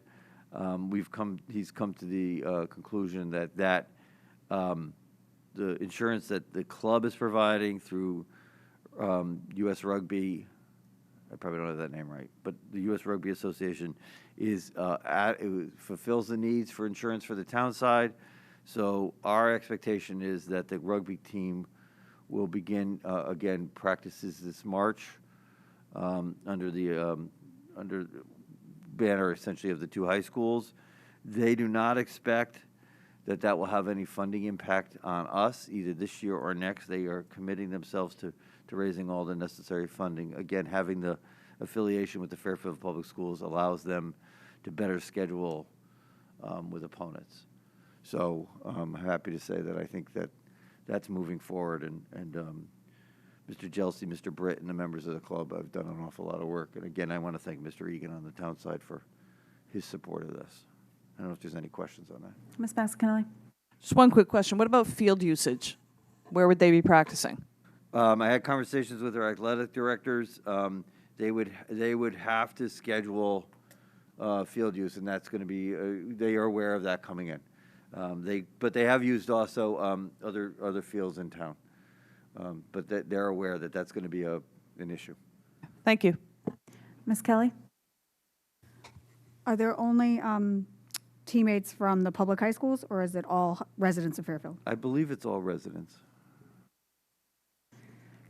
Mr. Asa? I just wanted to say that I'm happy to hear this. Mr. Gelsi reached out to Mr. Cummings and Christine and myself as board leadership months ago. Just thank you to Mr. Cummings for following through on this. And I think it's one more opportunity for our kids in this district to have an extracurricular activity, be outside, be together. And I just think it's any chance we can do that, especially with the 2 high schools coming together. Ms. Mckinley? And sorry, one other question, though, is that now that it's under Fairfield Public Schools, do they actually, I don't know, if you probably don't know this, but do they have numbers on any of our varsity athletes also doing rugby, and that this now would make them choose? Again, we only have a limited number of bodies. Yeah, I don't. I'm going back to the conversation I had with Mr. Gelsi. I don't think that there is a major impact on that.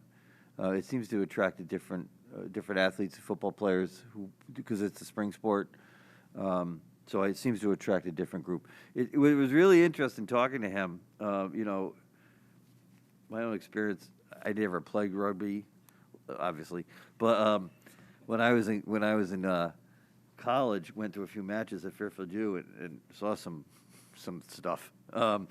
So I had to really be convinced that this was a good idea. But what was really interesting in talking to Mr. Chelsea was the tremendous amount of college opportunities that our players on these clubs, Fairfield clubs, have had over the years, and national teams that they've played on. It really was enlightening. So,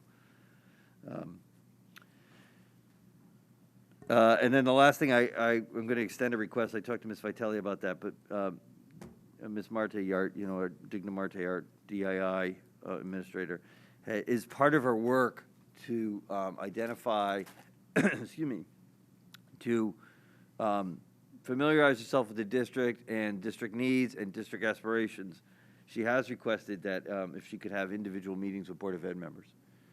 So I talked to Ms. Vitelli about that, and she said that I would extend it tonight to you. And if you're, what I can do is just let Ms. Martin know to contact you individually, and she could set up a time, Zoom, phone call, some meeting in person.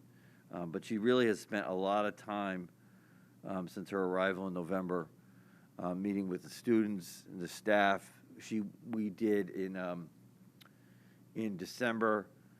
Dr. Parrish, Dr. Zavachansky, Mr. McKusey, and myself met with each of the school improvement teams at each of the schools. Ms. Marte asked to be part of those meetings to learn about how they're working on their improvement teams, to get to know members of the team there at each of the schools. So she's availed herself of every opportunity to learn more about the district, and I think this will be, it would be very helpful for her to meet with you and hear your thoughts on this as well. So we'll be setting that up. Or I'll ask her to set that up. And that was it. Any questions for Mr. Cummings? Okay. Seeing none, committee liaison reports. Mr. Peterson? I'll be brief. I did want to say for the record that the RTM last week declined to reject the contract with the administrator, so that is going to go into effect. So I appreciate the RTM's efforts in that. I covered most of the stuff we talked about in Finance Committee, and I sent you guys an email earlier about another Finance Committee matter. So check that out if you haven't seen it. And Capital Planning Workshop is tomorrow night, so we will be discussing all sorts of air conditioning and such things. Mr. Talley? Thank you, Mr. Peterson. Thanks. SEPTA will have their January meeting on the 26th at 7:30. It's a Zoom meeting. Go to their website for the Zoom link, and the Fairfield Police will be doing a presentation. Thank you. Mrs. Mckinley. Just one update from policy, because we've been talking about the grading policy for quite some time. We've been working on it for months off and on, and we have achieved a draft, if I may elevate it to that status, which is now being brought over to staff for them to actually work on the regs. That was the process that Mr. Cummings and I agreed to, that we would come up with something that's a workable text. Regs would be created, then we will finalize the policy itself and bring it before the board.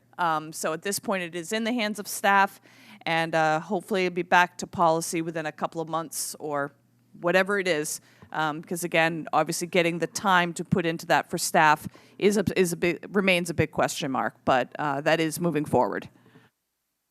Thank you, Mrs. Mckinley. Anybody else? Mrs. Gerber. Yeah, just wanted to check in on Mill Hill.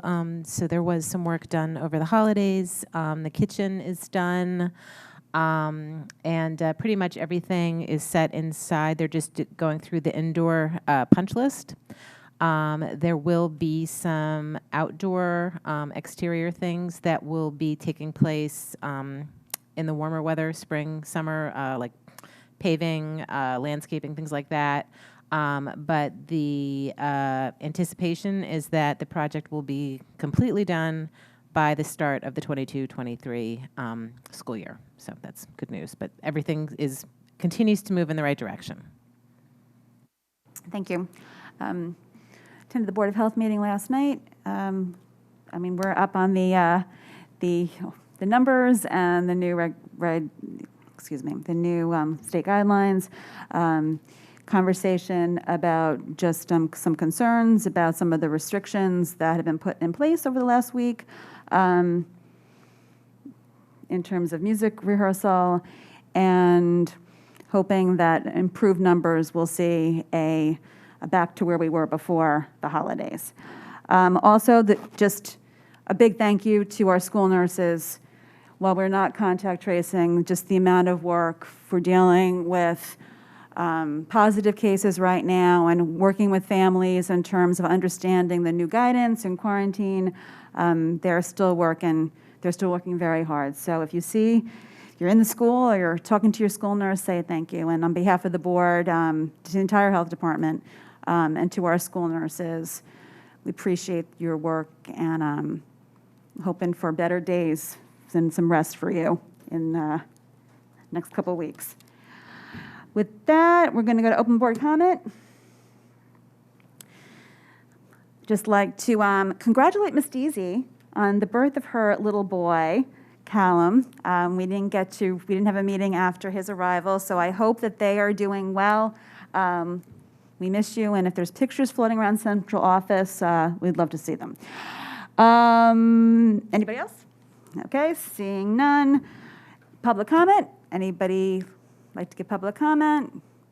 Seeing none, motion to adjourn. Mr. Peterson, second by Mr. Asa, all in favor. Motion carries 9-0.